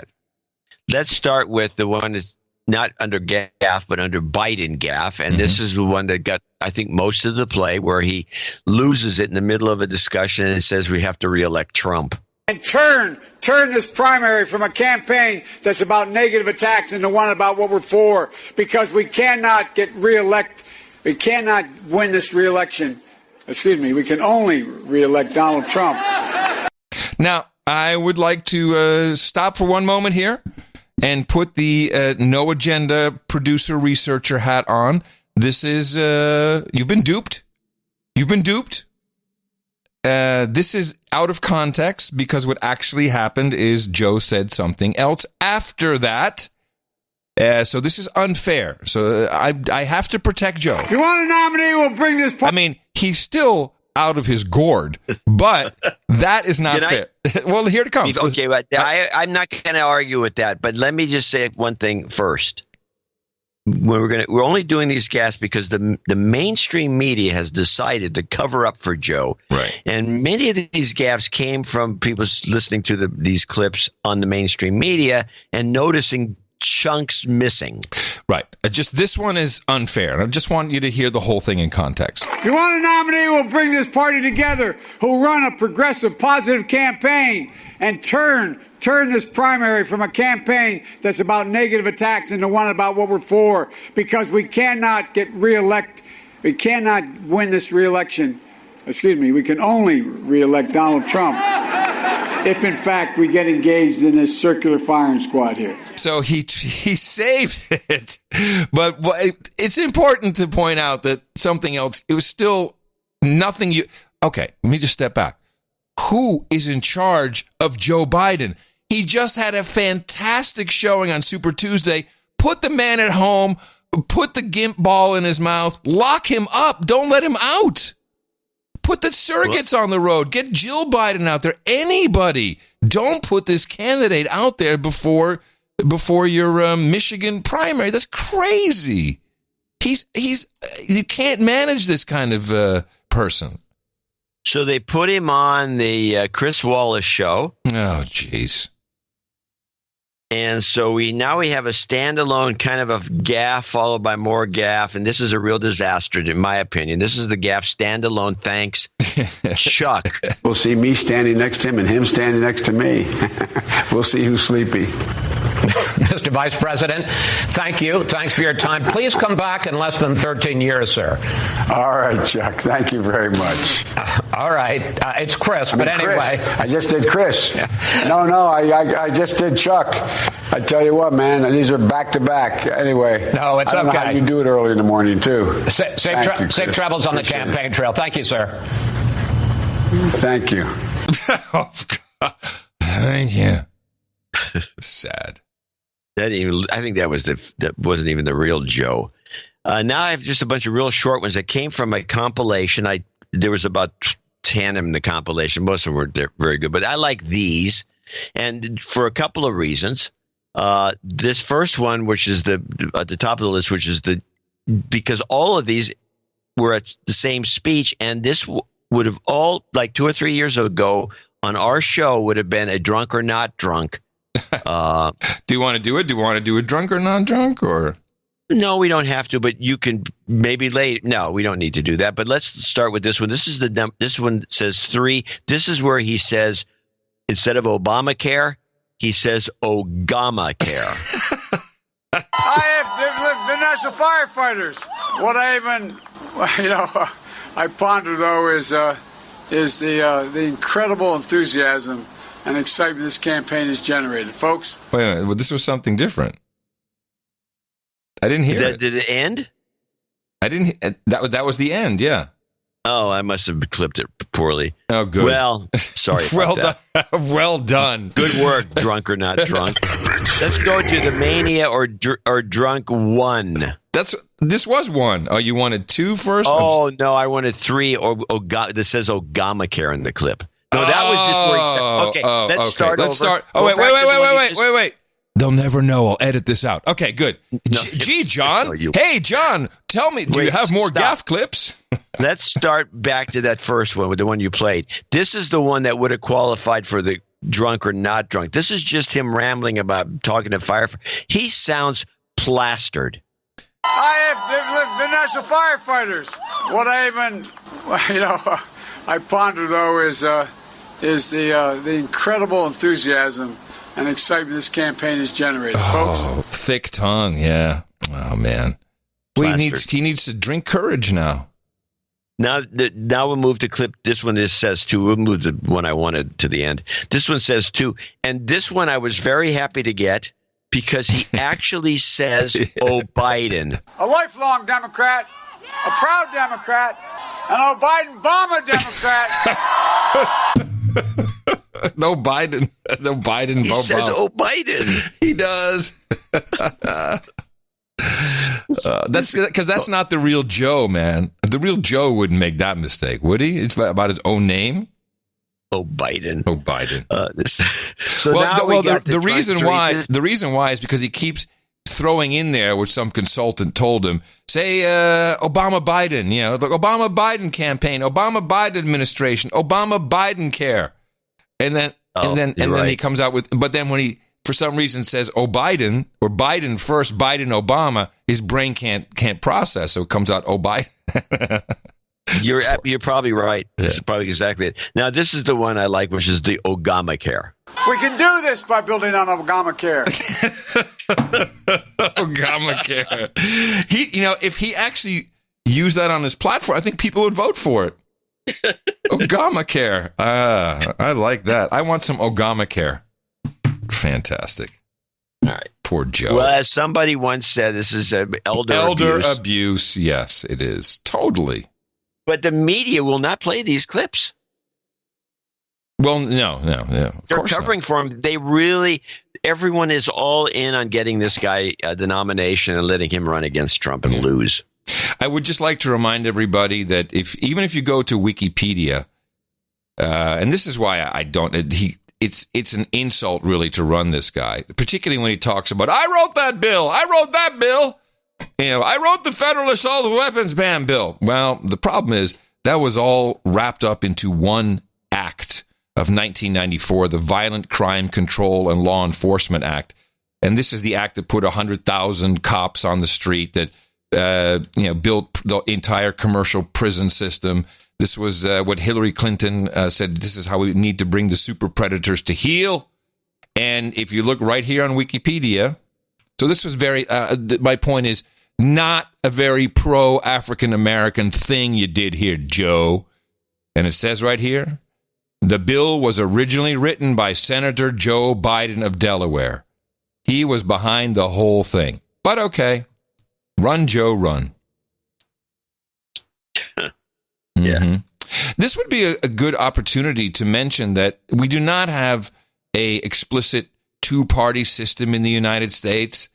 You go anywhere overseas, well, you only have Republicans and Democrats. No, you can actually, there's a lot of different parties, and I looked some of them up, and I would like to share some other choices that you can vote for. Brian Carroll is the nominee for the American Solidarity Party. Jerome Siegel, who is a philosopher from Maryland, he is running for the Bread and Roses ticket. We have Don Blankenship from West Virginia. He is running for the Constitution Party. Then we have Gloria La Riva. And Gloria is running for the Party for Socialism and Liberation. Howie Hawkins, the Peace and Freedom Party. He's an interesting dude. And let's see, do we have anything else? Oh, that's well, what about it. the Libertarian Party? Do they have a candidate this year? Well, let me see. I think they do, actually. No, independent. I don't see the Libertarian Party anywhere in this list. Did they even have? Usually they do something. Yeah, they have usually a convention, and then Gary Johnson gets to be president. Yeah, there's been none of that. Maybe it folded. Libertarian Party 2020. Let me see. I could be wrong. I mean, wasn't McAfee running for something? He's always running for something. Here we go. 2020 presidential candidates. Okay. So they do have here we go. Oh, we could have been on this list. Adam Kokesh, Brian Ellison, Daniel Berman. Daniel Berman's got a big hat that says taxation is theft on it. It sounds like a good libertarian. Jedediah Hill. I'm just reading the names that I recognize. There's quite a lot of people running for. Oh, there he is. Thank goodness. Well, here's the guy. You go to verminsupreme2020.com. He is on the ticket. Pony up, America. Vermin Supreme 2020. He's got a great website, John. You got to take a look what he's doing this year. Who is Vermin Supreme? He's the guy with the boot on his head. The guy with the boot on his head. Yeah, and he gives a pony. His platform is everyone gets a pony. How do you spell this? Vermin, Vermin? Yeah, Supreme 20. You know the guy. 2020.com. Platform for a pioneer America and a zombie-powered future. The mission of this campaign is to spread a loud and unapologetic message of free thought, clean smiles, and ponies. Through satire and humor, I present real issues with fantastical context, in-depth analysis, and a dose of much-needed humor in the political sphere. With thought-provoking activism, I stand against the tyrannical duopoly, the violent police state, and all forms of overreaching government. He's got a link for a video. Maybe there's audio from this on this video. Wait, from the homepage? Yeah. Hold on, let me see. I can play it. Just look down. He's got a good picture of himself. Says motherboard, and he's got a boot on his head. Here we go. Hi, my name's Vermin Supreme, and I'm generally known as a person who's running for president. I'm a friendly fascist. I'm a tyrant that you should trust, and you should let me run your life, because I, too, know what is best for you. I'm a fringe candidate. That means I'm running for president of America, of course. That's it. He's got my vote. He's got my vote. I voted for him before. The guy is fantastic. Love this guy. Vermin Supreme 2020. Is he actually on the ballot anywhere? Well, that's a good question. I mean, he has to be. Usually he's on the ballot in New York, but I don't know if he's. It's a good question. I don't know. You can also donate to his campaign. It doesn't even say chip in. So while we're on the topic of Vermin Supreme, I have a kind of a side clip that might be worth listening to because I've got to compete with you now digging up some of these things. This is Chunk. Chunk Uger, yes. Bernie. So he actually recorded this himself. Oh. And this is only part of the recording. He's at the airport, and he, I guess the flight was delayed. And he decided to make a fuss about it, and he's going to post this. I guess he did, or somebody got it. Isn't this old? He's done this before. Hasn't he gone through some airport scene? Yeah, he does this every so often. I don't know if this is new or old, but I've never heard it before. You've heard it before? I think this is old. I think you got snookered again, man. Is the flight coming? Come on, supervisor. Is the flight coming? Supervisor. I think this is old. So you at least got to be honest. Is there a flight? Is there a plane? You got to be honest. Is there a plane? Is there a plane? Where's the plane? Where's the plane? Is there a plane? Where is it? Where's the plane? But listen, if we just sit here and take it, they'd have us here until 6 a.m, and then they'd fuck us even harder, okay? So I need you. You're a supervisor, aren't you? Where's the plane? Sorry, I'm not going to answer answer your question. No, I know, because I've been here for 4 hours. Don't give me this. Where's the plane? Here, I got a question for you. When did you make the decision that we weren't going to have a plane? When did you make that decision? Who made the decision? Who made the decision that we weren't? It's funny to you, right? It's not funny to us. Who made the decision? Who made the decision? Who made it? Well, who is it then? That's what I'm asking. Whose fault is it? Whose fault is it? Is there a crew? Is there a crew? Is there a crew? By yelling, we're not going to be able to answer your question. Okay, let me whisper it. Is there a crew? Is there a plane or a crew? Your plane is already on its way from the hangar. No, but they told us that 4 hours ago. Is it actually Yeah, I think this is old. I'm pretty sure it is. Well, it's new to me. And I got a kick out of not the, like as though somebody was recording somebody going nuts, with their own camera. I got a kick out of the arrogance for him to record it. Oh, he thinks he's all that in a bag of chips, man. It's unbelievable. He really does. He really thinks he's all that. I know. I mean, let's record ourselves being an a-hole. Yeah. I don't know. Hey, I have an update. Not really an update, but I caught something in the. Wait a minute! I need to play my theme song. Hold on. I have a theme song here. Let's see. You do. Yes, it's the wars on the baby cigarette. Remember, I am the vaped crusader, hero of the vapors. I have exposed evil tobacco. Apparently, by the way, I should mention this, not to promote Joe Rogan, but why not? Everybody commented on your, because I heard that part too, on your exposition on and I was asked about it by Nick. Yes. He says, what is this? What is all this? I said, Adam has been going on and on about this for weeks. Months, probably. Not months. Mm-hmm. And he became an expert. I explained Dexter, and I went to the background and everything. I said, I don't think that many people know so much. He's almost like now he's the expert. He should be hired by or brought into the government. And he summarized, apparently beautifully, according to everybody, on the Joe Rogan show. And I guess nobody, it baffled everybody. Wow. So it's a compliment of some sort that I'm giving you. Yes. For I know bringing this. It clearly pains you, but okay, keep it coming. I know it's not well structured. No, not really. But so the even shorter version is vaping has been taken down by big tobacco and the states that have the master states agreement. That's an important part, which means tobacco companies have a deal with states, particularly California, get a lot of money to compensate for the death and destruction that tobacco causes.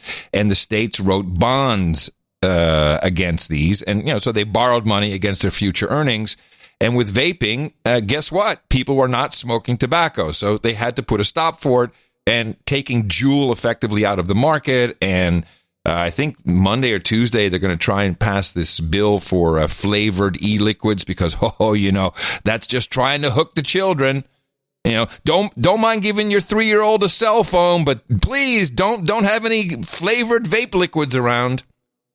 And this is all to shepherd in, which is now coming, and we've been waiting for IQOS. I know it's a stupid name. No one even knows how to pronounce it. Little I, capital QOS. This is a good use. I'll stop you here. What were they thinking with this naming convention? It's an acronym for I Quit Ordinary Smoking. And I'm sure the URL was available because who the hell comes up with that? So, and why is this the genius they've been working towards is because it is a device that looks like a vape pen. It comes with little cartridges you plug in, but it is heated tobacco, which means it's almost smoke-free. This is since the Barbarians at the Gate. If you've never seen that movie, I think it was HBO. Barbarians at the Gate is about the leveraged buyout of RGR Nabisco. And a running gag throughout this was, well, actually not even a gag. they had on deck the smokeless cigarette, and it was going to be a huge bonanza, so they do a leverage buyout. But it turns out the smokeless cigarette, when you light it with a match, some chemical reaction took place with the sulfur, and it smelled like a turd. So the IQOS apparently is smokeless. So now I'm looking at how else are they going to try and introduce this, because they need a few more pushes. We already have vape is bad. Vape is going to kill you, even though it's completely unrelated with illegal THC cartridges filled with with vitamin E acetate added. We have all the scary stuff. Kids are getting hooked. It's all bad. Here's IQOS. It's going to save the world, but we still need to highlight how great this new device is, and what better than some new research? Yeah. Now let's think. Almost no smoke, practically no smoke from this. That's important because of a new term, third-hand smoke. You don't have to be anywhere near a cigarette for toxic chemicals to affect you. That's because the residue is lingering long after that cigarette is put out. For what you need to know, John Banshaf is a professor at public interest of law at George Washington University Law School, also the founder of the group Action on Smoking and Health. Many of us had no idea what third-hand smoke was. How exactly, if it's on clothes or in walls, is it so powerful that it can actually harm our health? Well, in many ways, third-hand tobacco smoke is like second-hand tobacco smoke, although the experts tell us it is more toxic. The Surgeon General tells us there's no safe lower level of exposure to second-hand tobacco smoke. It kills 40,000 Americans every year. Compare that, by the way, with the coronavirus. Now, what this study showed is if you're a typical non-smoker, you go to a movie theater where they haven't had smoking for over 15 years, you sit down, it's not too crowded, some of the people in the audience are smokers, although they're not smoking then, simply the residue from their clothing will be enough to expose you to about the exposure of 10 cigarettes, secondhand tobacco smoke. This is pretty outrageous research. I mean, I don't think the jury is really in or is done on secondhand smoke, but now third-hand smoke. You go to a movie theater, just the smoke, the residue that is hanging on other people's clothes is equivalent to you sitting next to somebody smoking 10 cigarettes.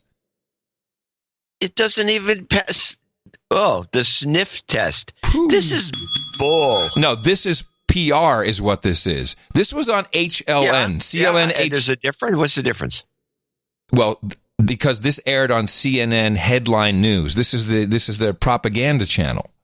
I mean, not any less than the other CNN, but this is where you can get these kinds of guys on. The National Center for Health Research sounds important, not really. These guys are paid shills, and this research is going to be distributed. It's coming from them. Go ahead, wait for it. This will become a story. They need a break. They need a break in the media cycle so they can slip this in. But that's what we're getting now. That'll be just follow it. That'll be the next step towards we need IQOS. Yes, because it takes care of the nasty third-hand smoke. You want to hear some more? I have another minute and 50 seconds. That's even worse for kids because this stuff tends to collect on rugs and furniture. Kids are crawling around on rugs. They're more likely to pick up things, to touch things, to put them in their mouths. And so it's much more dangerous for kids, but it's terribly dangerous for adults. Fortunately, there are legal remedies. And what are the things we can do? Because obviously the takeaway... Now listen to this. This is really egregious because they're going to use HR and all kinds of other mechanisms to screw people and probably people who are vaping too. You just watch. It'll be, third-hand vapor. Oh, yeah, it's really, really bad. Listen to what he suggests you do at your company. Or legal remedies. And what are the things we can do? Because obviously the takeaway, I can go to a movie theater. I can't prevent whether someone next to me smoked a cigarette. No, but if you work where somebody is smoking, go outside for smoking break and come back in, and they smell of tobacco smoke, you can complain to your employer. You can file a complaint with OSHA. You can file a complaint under the Americans with Disabilities Act. You can probably file a complaint under your local laws relating to this. And we've actually done this, and in fact, it works. Or you could give him an IQOS for his birthday. coming. No legs. The third-hand smoke story has got no legs. Okay, we'll see. I'm predicting that as we speak. Well, and for one, and this guy sounds like an old crank. Now, if the IQOS manufacturer comes along and says, "Hey, we want to buy some ads," I think it'll get some legs. We'll see. The third-hand smoke thing is too laughable. It's got no legs. It's stupid. It's the stupid. This is the. He had a lab coat on, John. He looked official. Well, the lab coat was a smart move, but I'll say this: this doesn't have. This is not going to work. It's too stupid. It is stupid. How would you suggest IQOS market to the masses?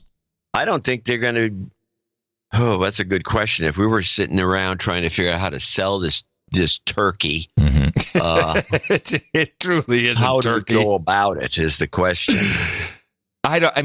I think got the wrong. It's got a bad name. It's too similar to vaping. Why don't we just vape? It makes more sense.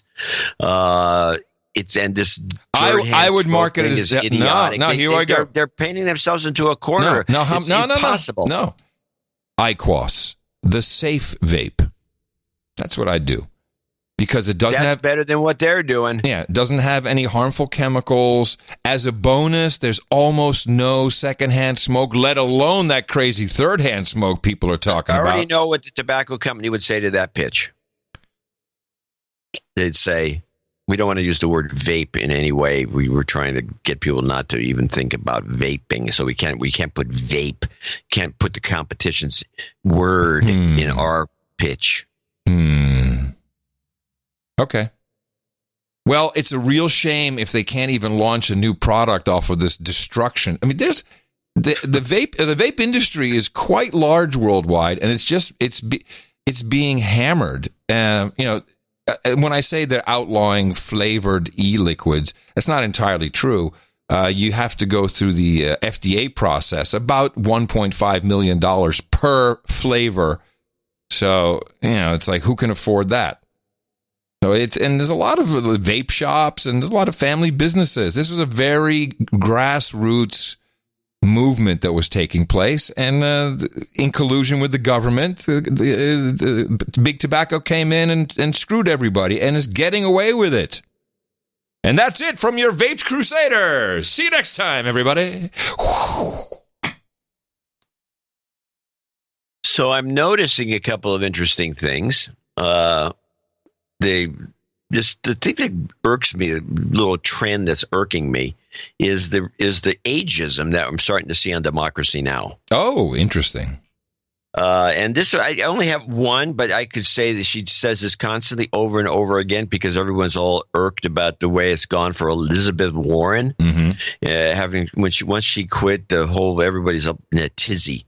And so you end up, if you go to Democracy Now, you hear the following kind of thing, and you hear it a lot. This is the Amy Goodman, and the way she describes the competition. This is the top clip. The Amy, older white men. Senator Elizabeth Warren has suspended her bid for the 2020 Democratic presidential nomination, leaving the race down to two older white men, former Vice President Joe Biden, Senator Bernie Sanders. And she says sexist, that man. She says older white men a number of times. And then when she starts talking to people, they go off the deep end, complaining about racism and sexism. Yeah, but ageism doesn't count. Ageism apparently is okay with these folk. Mm-hmm. And so they go on and on. Now, I do have one clip that I did kind of enjoy.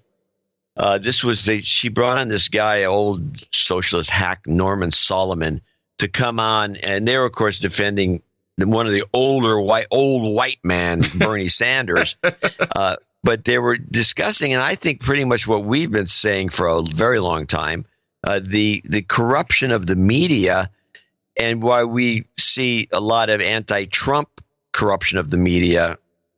The anti-Bernie thing is, at least if you're a socialist, appears to be even worse, but they never make the jump to Trump. They will not see Trump being, whatever they say about Trump's fine.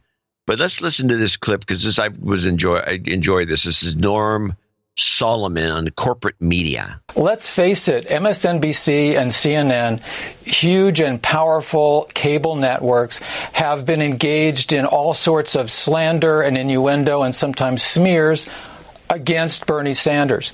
And for Rachel Maddow and MSNBC and other networks and media to act as though this is only coming from one direction and toward one direction is of a piece of a pattern of bias against Bernie Sanders that shouldn't be a surprise but should outrage us. These are corporate-owned entities. MSNBC is owned by Comcast, a very anti-labor, anti-consumer, huge corporation. They don't want Bernie Sanders to be president. He would tax their profits. He would challenge the prerogatives of the wealthy to determine the policies of the U.S. government.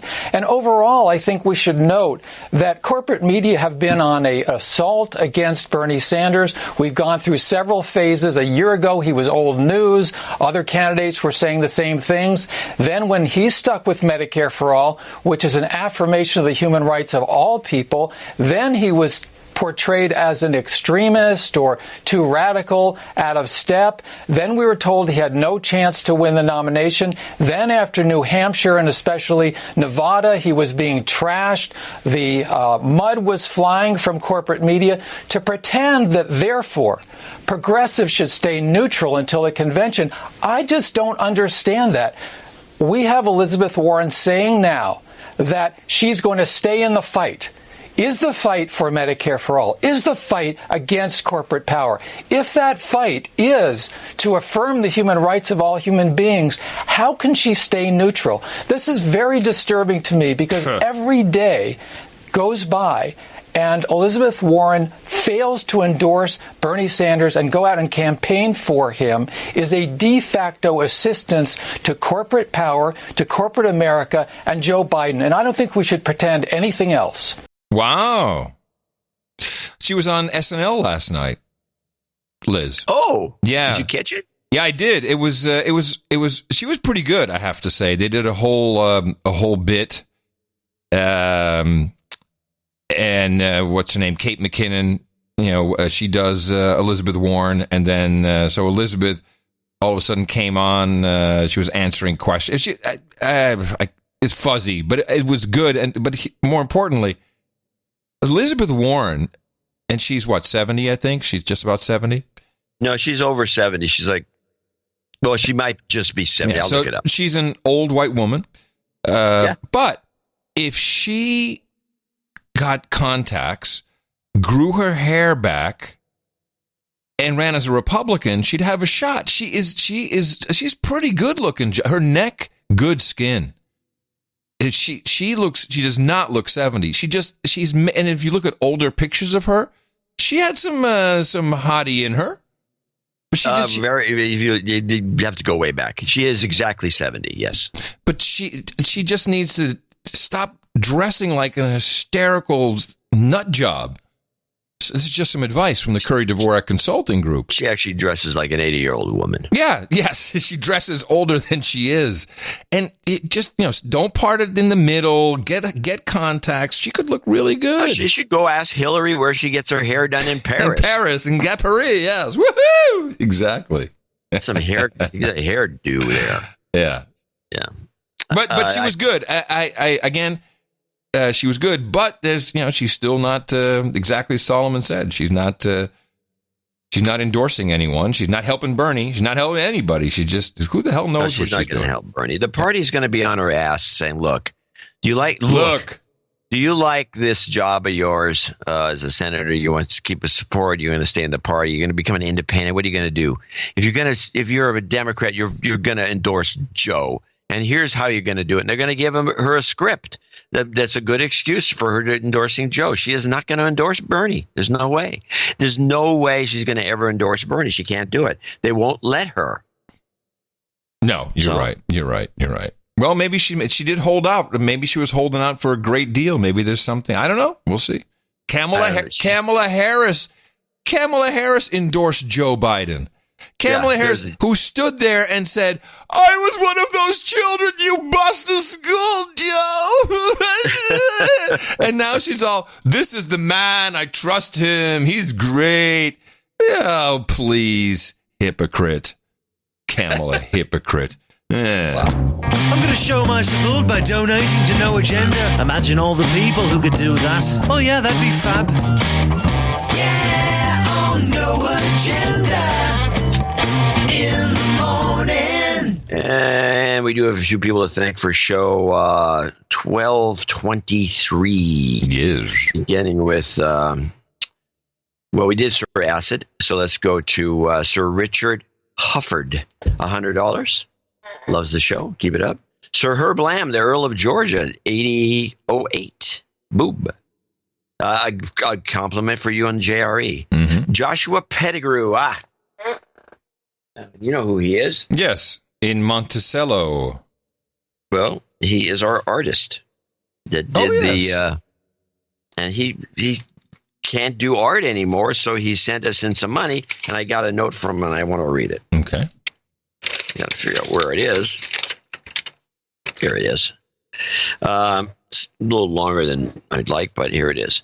Dear Jack Benny in Rochester, I write to you in the response to the many kind words of appreciation that you both have heaped upon the Pete Buttigieg artwork I submitted. Oh, yeah. A special thanks goes to John, who has personally championed it, mentioning it on the show more than once and using it in the newsletter and posting about it on Twitter. That's true. It's because it's a great piece. It's good, yeah. I also write to apologize for the belatedness of this note. I should have responded quicker. You guys deserve better of your producers.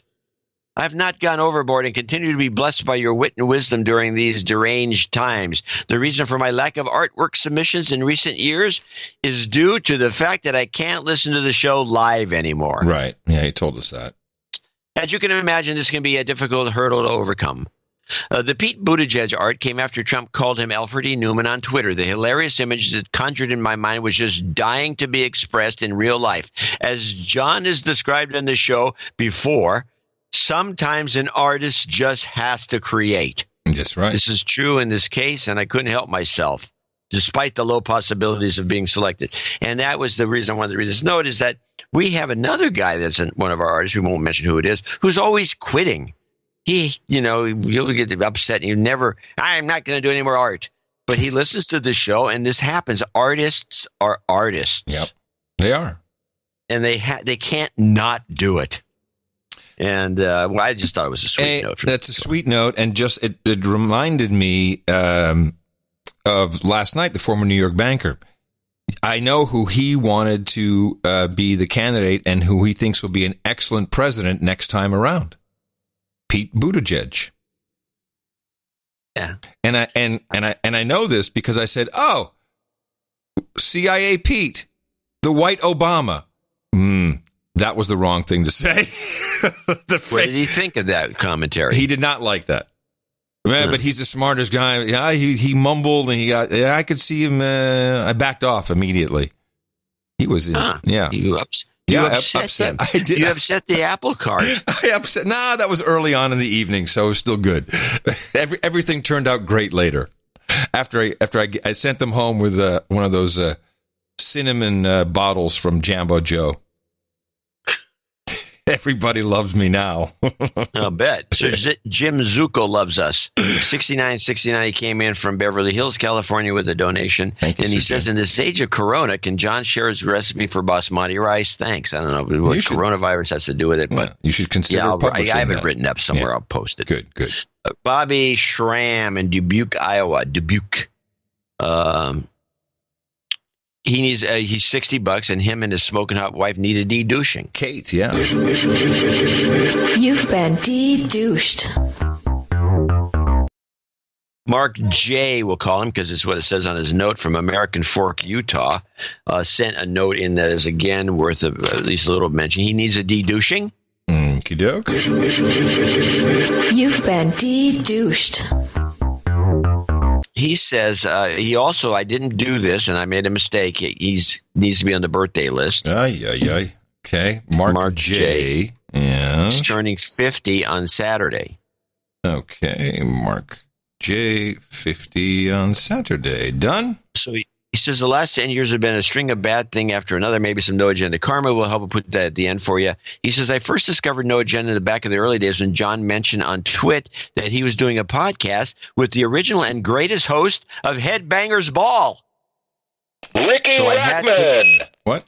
So I had to listen. And he says, I immediately connected with the show as you were talking about things I was noticing about the MSM that nobody else seemed to notice. And he says, I stupidly became a man overboard and it only returned in 2016, after the 2016 election. That's all right. We're happy and you're here. And here's a PS, so I wanted to mention. He says he didn't know it was, we talked about this before. He didn't know it was saying, they were saying New World Order. Oh, really?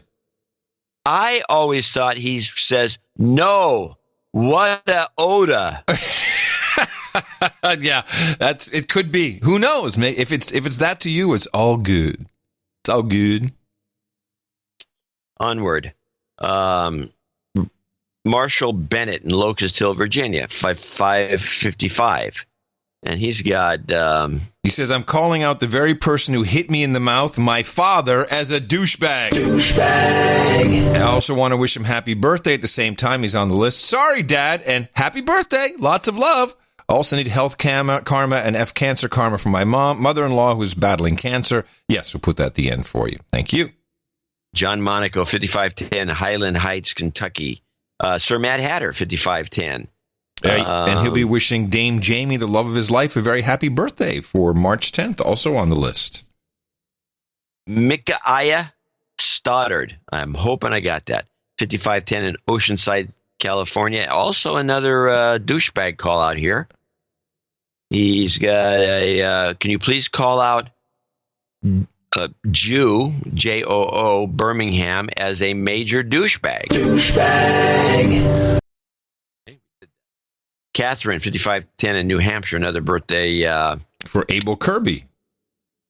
Yes. He'll be turning 30 tomorrow. Abel Kirby, man, he does a lot of our great jingles. Brian Burgess. So does he? Yeah, hold on a second. Let me just, I'll play a shorty, one that you'll recognize. What is this? No, that's an end of show. He has, what is this stuff he's doing here? He's a day trader, better pick hard, better sell hard, better fight those algos. He has a lot of end of show things. Cool. Yeah, what was this one? Hey, Khashoggi, who killed Khashoggi? Who killed him there? Yeah, not gruesome at all. Nice. Mm-hmm.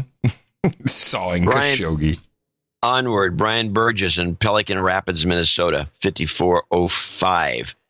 Then we have Katrina Okerstrom Jazuski in Iowa City, Iowa, $50.30. And she's got a de-douching, needs a de-douching for starters. You've been de-douched. And then she's got a birthday call out, but it's also a douchebag call out for his dad, Brad Jazuski. Douchebag. Okay. But it's for Andrew. She's donating for Andrew. Today's his 30th birthday. He's also on the list. Brian Mosier, $50.01. Edward, and now we got $50 donors. We'll wrap this up. Edward Mazurek in Memphis, Tennessee. Aloha Liebel in Newark, Delaware. Sir Franco in Cibolo, Texas. Larry Hay in Mooresville, North Carolina. Brian Hay with a birthday, some parts unknown. Has he got a de-douching? Well, this is nice for Brian Hay as a birthday gift from his wife and kids. He's always saying he wants to donate more often. We aren't sure what a de-douching is, but we're pretty sure he'd appreciate one if this is enough for it in the morning. Yeah, we'll de-douche it. You've been de-douched. I love that. I mean, here's the wife, mom, and the kids, and like, well, you could have gotten Old Spice or some damn socks. No, you give the man what he wants. Thank you. It's appreciated. Mary Hoey, Hoey, Hoey, Hoey, Hoey, 50. Sir Chris Abraham in Arlington, Virginia, this is birthday day. We had a number of strings of days. There's a lot of birthdays. Is there anything in there that we need to do besides the birthday? Jonathan Meyer in Xenia, Ohio. Brett Farrell, sir, I believe, in Oklahoma City, Oklahoma. Viscount Alan Bean in Tigard, Oregon.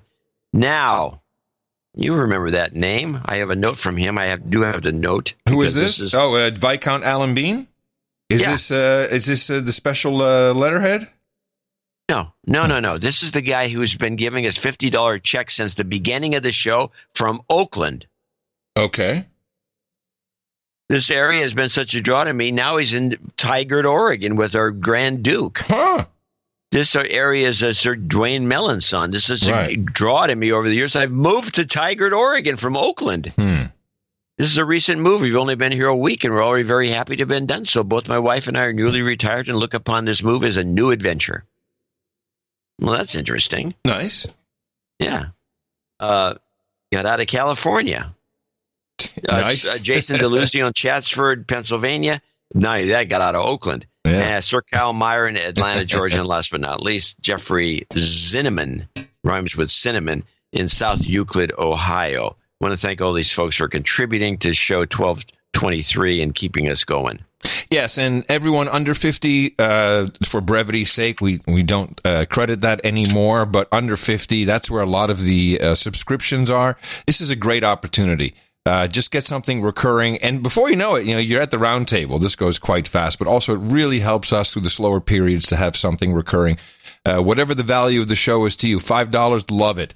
$50, even better. Thank you so much. It is, after all, the best podcast in the universe, and you are the producers. So it's up to you to support us for the next show. Dvorak.org/NA. My request. Jobs, jobs, jobs, and jobs. Let's vote for jobs.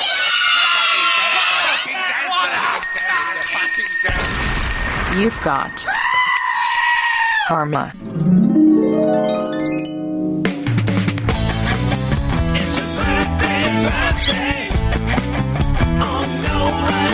And we're looking at the calendar for the 8th of March, 2020. Here's who's celebrating or who has celebrated. Belated happy birthdays to Jackson Cuevas, who turned 21 on the 1st. Marshall Bennett says happy birthday to his father. Sir Mad Hatter says happy birthday to Dame Jamie. She'll be celebrating on the 10th. Catherine says happy birthday to her brother Abel Kirby. He'll be turning 30 tomorrow. And Katharina Okerstrom Jazuski says happy birthday to her husband Andrew. He turns 30 today. Brian Hay is celebrating. Sir Chris Abraham turns 50 today. Robert Zogel turns 65. And on Saturday, Mark J. will turn 50 years old. Happy birthday from everybody here at the best podcast in the universe. 1, 2, 3 knightings for today. So I could just do with the medium blade if you are ready for that. There it is. Perfect. Thank you. Up on stage, Jeff in Cincinnati, Anonymous, and Robert Zogel. Gentlemen, all three of you are about to join the No Agenda round table of the Knights and the Dames. That's where they all sit and where you will take place after I pronounce the Sir Techno Expert, Sir Anonymous, Baron of ADFC, and Sir Robert of the Smoky Mountain Brass. Gentlemen, for you, Hookers and Blow, Rent Boys and Chardonnay, Warm Beer and Cold Women, Captain Morgans and women with questionable reputations, Kebab and Persian Wine, Redheads and Ryes, Organic Macaroni and Plasticizers, Breast Milk and Pablum, Sparkling Cider and Escorts, Bong Hits and Bourbon. Let's see, Ginger Ale and Gerbils, Geishas and Sake, and of course we've got Mutton and Mead. And as discussed, you will receive your ring, your sealing wax, and your official certificate after you go to noagendanation.com/rings. Fill out your info. Eric the Shield will get that off to you as soon as possible, as soon as China's shipping them again. Are we expecting any? How does that work? Do people run out of T-shirts in the world? I mean, I wonder. I wonder. There's got to be a lot of cheap stuff from China that we're not going to see anymore. And I have a question for you. There is talk of an oil war. Saudi Aramco slashing crude pricing, apparently trying to destroy OPEC, screw with Russia. Have you followed any of this? No, but I do have a clip, although you have to do your meetup report first, I believe. Oh, shoot, man. Thank you. You're so right. No agenda meetups. It is like a party. Actually, I have a, thank you for reminding me, John. I do have a meetup report. This is the Miami Beach meetup report. In the morning, this is the Miami meetup on Friday, March 6th. We're at the Hookah and More in North Miami. This is Greg in the morning, everybody. Hey, Gitmo Nation, this is Prem, and I have to call myself out as a douchebag. Hey, this is Alex from previously Panama, then later Italy, and now in Belgium. Thank you for, I don't know. Do it in the morning. 1, 2, 3. In the morning! A small but dedicated meetup. These are meetings that people go to. Sometimes we're able to attend in different parts of the world, but people like to get together. They know that when they're a part of the tribe, that there's no triggering. Everyone can talk openly, freely. Don't have to worry about someone getting all mad about anything. And they meet up and have food and drinks and hang out. And it's all walks of life, all race, creeds, religion, backgrounds, ages. It's well worth it, and we've got a couple coming up this week. Tuesday in Toronto, it is the Meet Up, MEAT, and that will be at Union Chicken. Look for Bishop, your organizer. Thursday in Monroe, Connecticut, Sprawl, to be exact, in Monroe, which has a diaper changing station. Meet at Republic Kitchen. Dame Jamie organizing for you. Also this coming Thursday, No Agenda Local 512, March, Sunset Valley, Texas. This is Sir Scott, Black Baronet of the No Agenda Armory. I may try to go to that one on Thursday, mainly because Sir Scott says he's got some beautiful fresh venison for me. And he'll, yeah, I know. Like, I'll come to the meetup for that. I woke you up. And then Friday, the Mississippi Rocket Ranch. This is a meetup at the John C. Stennis Space Center in South Mississippi's Hancock County. Nice. And you got to RSVP 48 hours prior to the event for access to the meetup site. How cool is that? John Horner is organizing that. Also, finally, a good reason for an RSVP. Yes. Colorado Local 5280 in Denver. That's the first ever Denver Local 5280 meetup, and they're on a 6-week cycle. Hofbrau in Colorado. George Pridell is hosting that for you. And then Friday, the Charlotte meetup, Friday the 13th, Spooktacular. That will be at Sycamore Brewing, Cameron hosting for you. And what does this say? Friday, Amsterdam No Agenda meets top. Oh, what is this? Meets top. I think there's a meeting of. I think this is Roderick Velo's podcast group, maybe meeting with ours in Amsterdam. Yeah, it sounds like That'd be fun. It's a Lokai van de Stad, and Entrepreneurio is organizing that for you. For all the details, go to noagendameetups.com.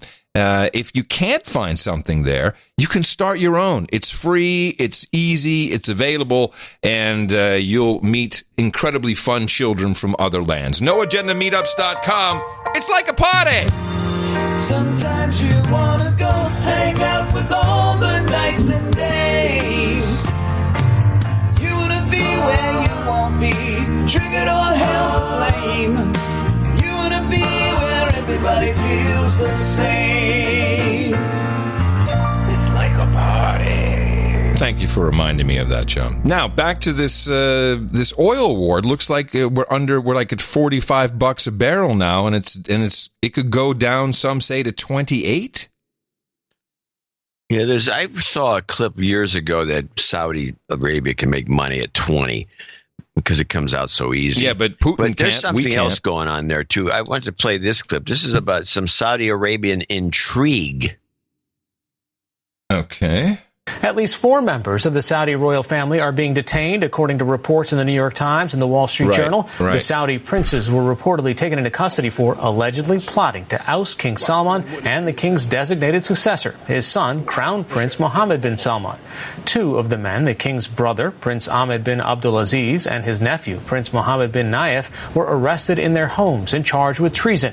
Nayef had been crown prince until 2017, when King Salman replaced him with his son, Mohammed bin Salman, known as MBS. Saudi officials did not comment on the 4 arrests as of Saturday afternoon. So from Bloomberg, Saudi Arabia kicked off an all-out oil war on Saturday, slashing official pricing for its crude, making the deepest cuts in the last 20 years on its main grades in a bid to push as many barrels into the market as possible. The cuts in monthly pricing by state producer Saudi Aramco are the first indication of how the Saudis will respond to the breakup of the alliance between OPEC and partners like Russia. The kingdom plans to accompany the price cuts with a hike in crude supply. So they're going to flood the market. I got people in Texas emailing me saying they're worried because we can't go much under $50, I think, for our shale. No, shale, no. 50 is definitely the bottom, right? Yeah, you can't do it. Otherwise, it's just there's no money. Saudi Aramco lowered April pricing for its crude sales to Asia by $4 to $6 a barrel and to the U.S. by $7 a barrel. And then Putin's also starting to dump now. Now, the Russians don't have... Well, I think they're trying to crush Russia. They have a price floor, too, that it's not much lower than what it is. No. So, I don't know. Maybe this is part of a giant scheme. Maybe it's part of the whole Syria thing. It's all about oil there too, and so maybe someone stepped on somebody's toes. But yes, I've read. I don't know if I can find it anywhere here, but I think I read that the incarceration. Because when I read the story, I'm like, is this an old story about MBS incarcerating his family? But no, it's happening again. There's a rumor that King Salman, his dad, that he's dead. Yeah, he's dead. Yeah, you heard that too. Yeah. So what happens? Could this, if they really go down to 28? I mean, won't we have an oil crisis again, like in the 70s? Isn't that exactly what happened? No, in the 70s the price went up, not down. Oh, what am I thinking of then?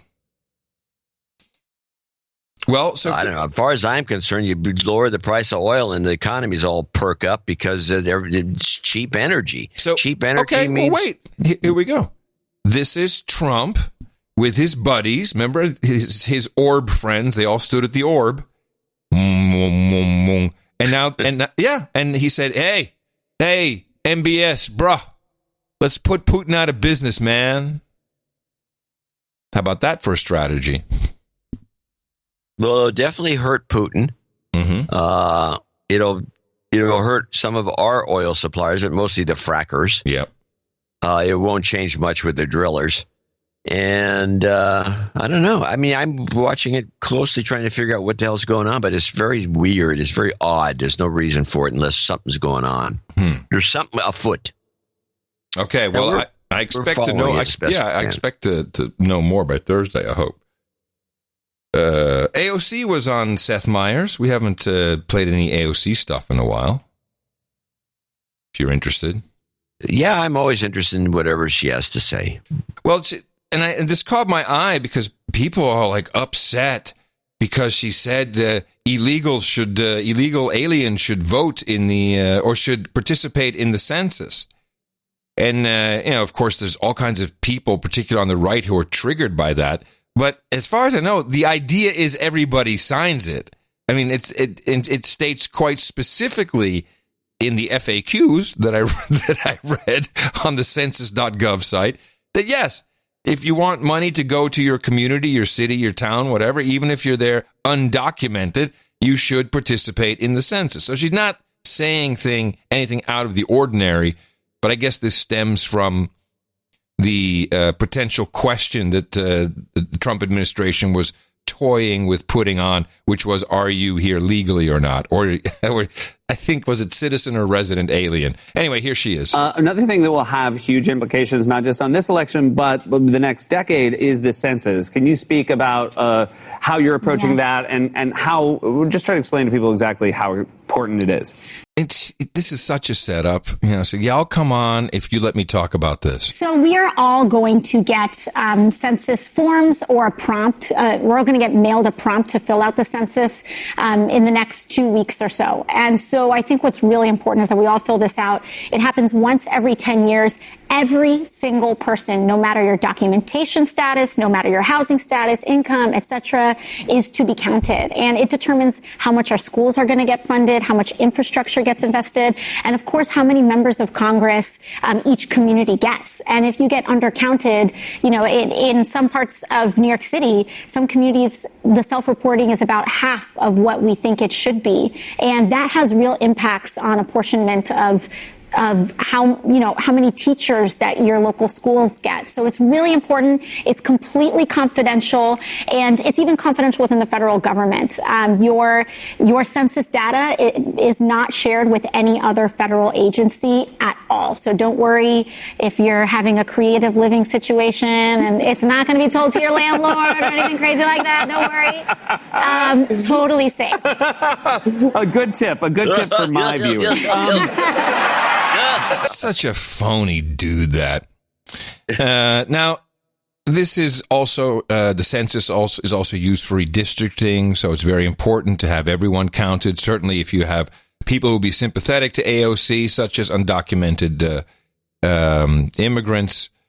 I don't think she's going to get reelected, by the way. I think she's out. All of these, the whole squad, I'm pretty sure there's going to be some movement against them as well.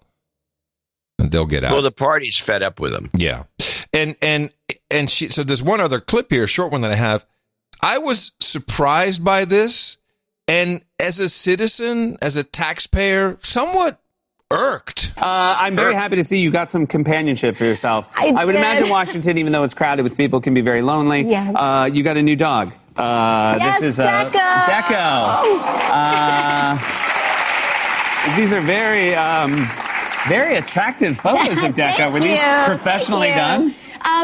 This was taken in the House Rules Committee. He was a doggy chairman of the day. He rotates, so there's a cast of characters, and so they very graciously invite the dogs of many members. Oh, so this was not a special treatment for you. It's a rotating set of dogs. Yeah, it's a thing. So there's a lot of different doggy chairs of the day. That's great. By the way, I don't know why that's not on C-SPAN. It should be. It should be, because C-SPAN is boring and needs more dogs. It would be like Puppy Bowl. Exactly.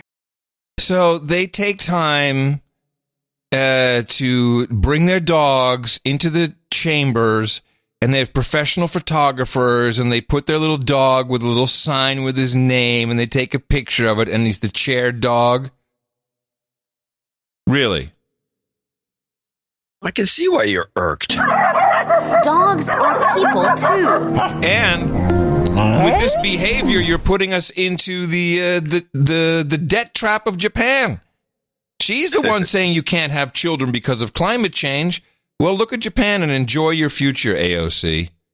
You should change your tune, young lady.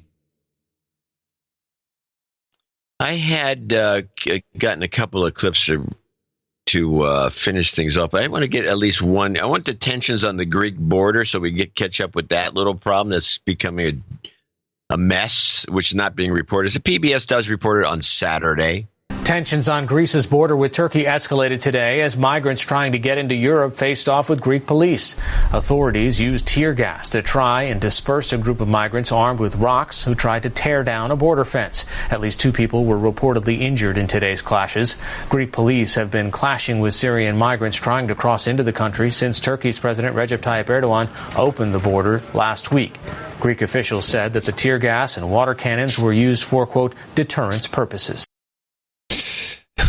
Man, it's such a mess.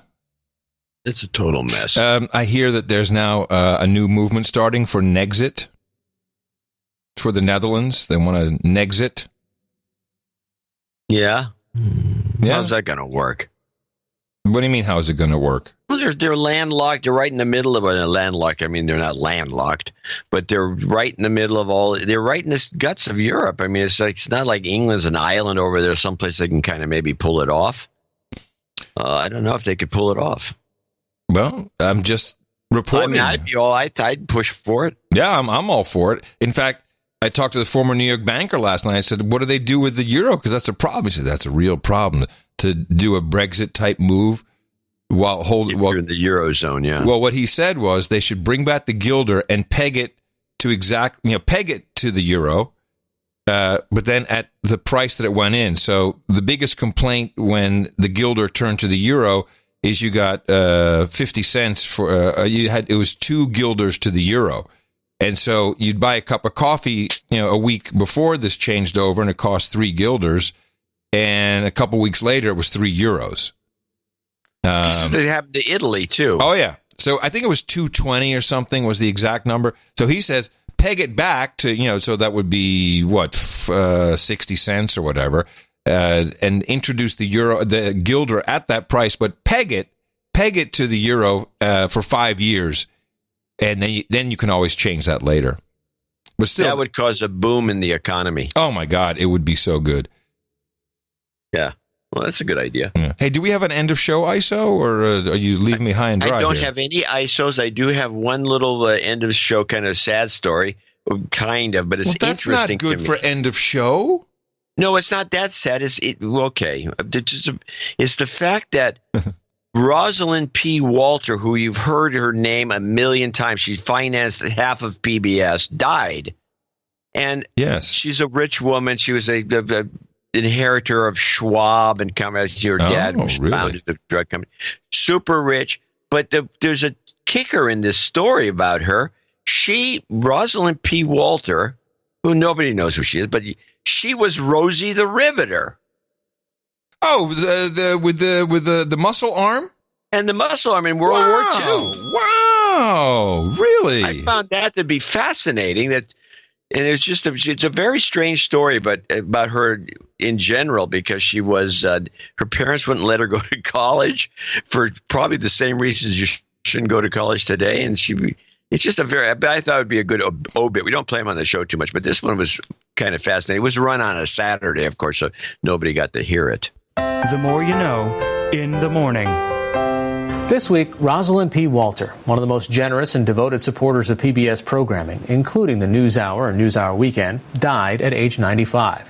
Her name has been a constant on the credits of programs like American Masters, which she helped launch, to Great Performances, to Ken and Rick Burns documentaries, and dozens of other programs since the mid-1970s. Rosalind P. Walter served as a trustee at WNET for more than 30 years and became the station's most generous individual supporter in its history. But most people don't know that Rosalind P. Walter was also the inspiration for a 1942 hit song, Rosie the Riveter, and the posters honoring the women who worked in U.S. factories during World War II. She's making history, working for victory, Rosie the Riveter. In the early years of World War II, Roz worked as a riveter on the night shift at a Long Island aircraft plant, making the Corsair fighter planes. From one end, they had to find out whether women could earn the same pay by doing the same job, so they timed me after I'd learned them all. And I broke all the men's records, so they had to pay the women the same amount. She was never known as Rosie, always Roz, but the song was born. Rosalind P. Walter was born into a privileged, wealthy family. Her father was president and chairman of the pharmaceutical company E.R. Squibb & Sons, and her mother was a well-known educator, poet, and writer. But her parents refused to allow Rosalind to attend college. She once said that she chose public television as the focus of her philanthropy because she, quote, wanted all Americans, whether they were rich or poor, well-educated or not so well-educated, to have equal access to news and knowledge and the arts. Her legacy is ours to carry on. Thank you, Rosalind P. Walter. Oh, that is a nice note to leave on. It's nice. Yeah. Yeah. When I died, I want a plaque. And I want a PBS Saturday thing. I want a plaque, please. Plaque. Spikes are good. Coming up next on NoAgendaStream.com, which you should be listening to 24 hours a day, 7 days a week, Baron Sir Mathieu's brand new show, Maps with Matt. So it's a debut on NoAgendaStream.com. Oh, nice. You get the Super Bowl lead-in. All right. End of show mixes from Jesse Coy Nelson, our very own John Fletcher, and Sir Seatsitter. And we look forward to returning with you on Thursday. You never know what'll be happening in the meantime, especially on show days. And coming to you from Opportunity Zone 33 here in Austin, Texas, capital of the drone star state, FEMA region number 6 on the governmental maps. In the morning, everybody, I'm Adam Curry. And from northern Silicon Valley, where they're bald heads and fists in the air, and I don't care. I'm John C. Dvorak. We return on Thursday right here on No Agenda. Until then, remember us at Dvorak.org/NA. And adios, mofos, and such.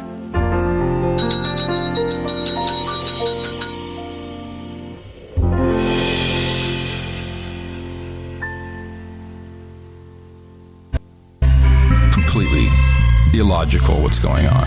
Sadly, we're reacting in all the wrong ways. I mean, my favorite part of this script as it unravels was the Pope sneezing and coughing like, oh my God.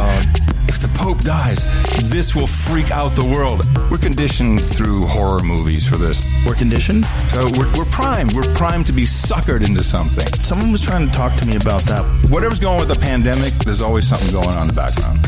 Do you think whenever there's something going on with the pandemic, then they use it as an opportunity to sneak stuff in the background? Yes. So you have a bill, and the bill will be financing for coronavirus, whatever that means. So this is when you move in with new legislation, and you stuff a bunch of shit in that bill. Piece of the Patriot Act may actually get passed in that. Like $1.5 million was already kind of there. You cannot vote against this shit. Because how can you vote against Pandemic Saver? How can you vote against Patriot? You cannot vote against this shit. Pandemic Saver. This whole thing is very, very spooky. There's all kinds of weird shit. You cannot vote against this shit. How can you vote against Patriot? So this is when you move in with new legislation. Yeah. I'm gonna go learn some fucking Muay Thai. I'm gonna kick you on your fucking head. Pow! Bling blong. It was awesome, man. But anyway, the problem is the joking around about it while death is happening. This message is being broadcast by the Department of Defense of the Republic.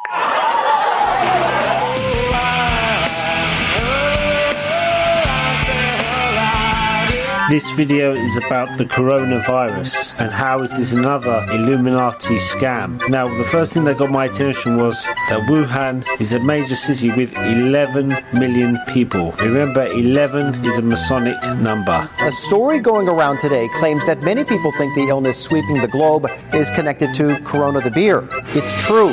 Google searches have spiked since January the 18th for the terms beer coronavirus. So far, Corona Beer's parent company has yet to comment about this.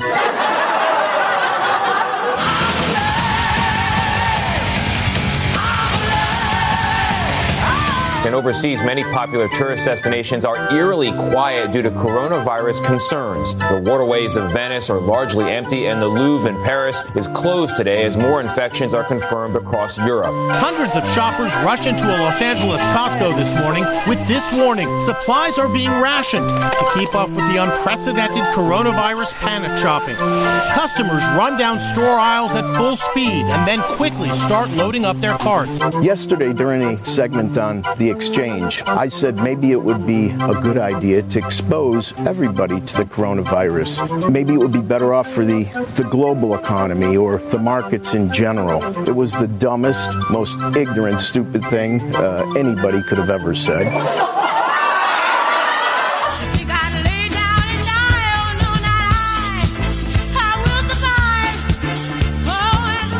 I think an epidemic, either naturally caused or intentionally caused, is the most likely thing to cause, say, 10 million excess deaths. Please don't tell the supervisor I have the flu. I've been working with a shattered pelvis for 3 weeks. I am going to avoid small aircraft, hot tubs, canoeing in any water in D.C. And what else should I be on the lookout for? What are you doing? Well, I laid out the vape wars. I explained the scandal. Oh. And I took it, and I've become like a hero of the vape community all of a sudden. Uh-oh. Sitting in his car before the Rogan show. What should he talk about? He didn't know. But he got out the car. He was living the dream. He had an idea for the non-live stream. Adam blew a thick cloud from his favorite vape. And then he put on his favorite vape man cave. Brought up the vape wars in the second hour. And once he hit that blunt, he knew for sure that he had to protect that vape in his hand. So he went on along, long vape wars ran. He exposed Iquos on the big show, and now he's on the run from Marlboro. So he ran back closet, ain't never gonna stop. Gonna keep on talking, gonna keep opening his favorite vape shop and be a vape wars hero. Stay out of hot tubs. Be a vape wars hero. Stay out of hot tubs. Running from big tobacco. Stay out of hot tubs. I hope doesn't get too excited. But it's probably going to happen. You know, try to put money on it. And the vape community is like, I'm the hero. I'm the hero of the vapors. I need a vape cape. Wow, you're going to have the vapors. But as I was thinking about it, and actually Rogan made me think about it, he says this is like kind of like who killed the electric car. And I thought to myself, oh, crap. I got to be careful. Yeah, I'd be stay out of the hot tubs. Best podcast in the universe. Mofo. Dvorak.org/NA. They've gone nuts.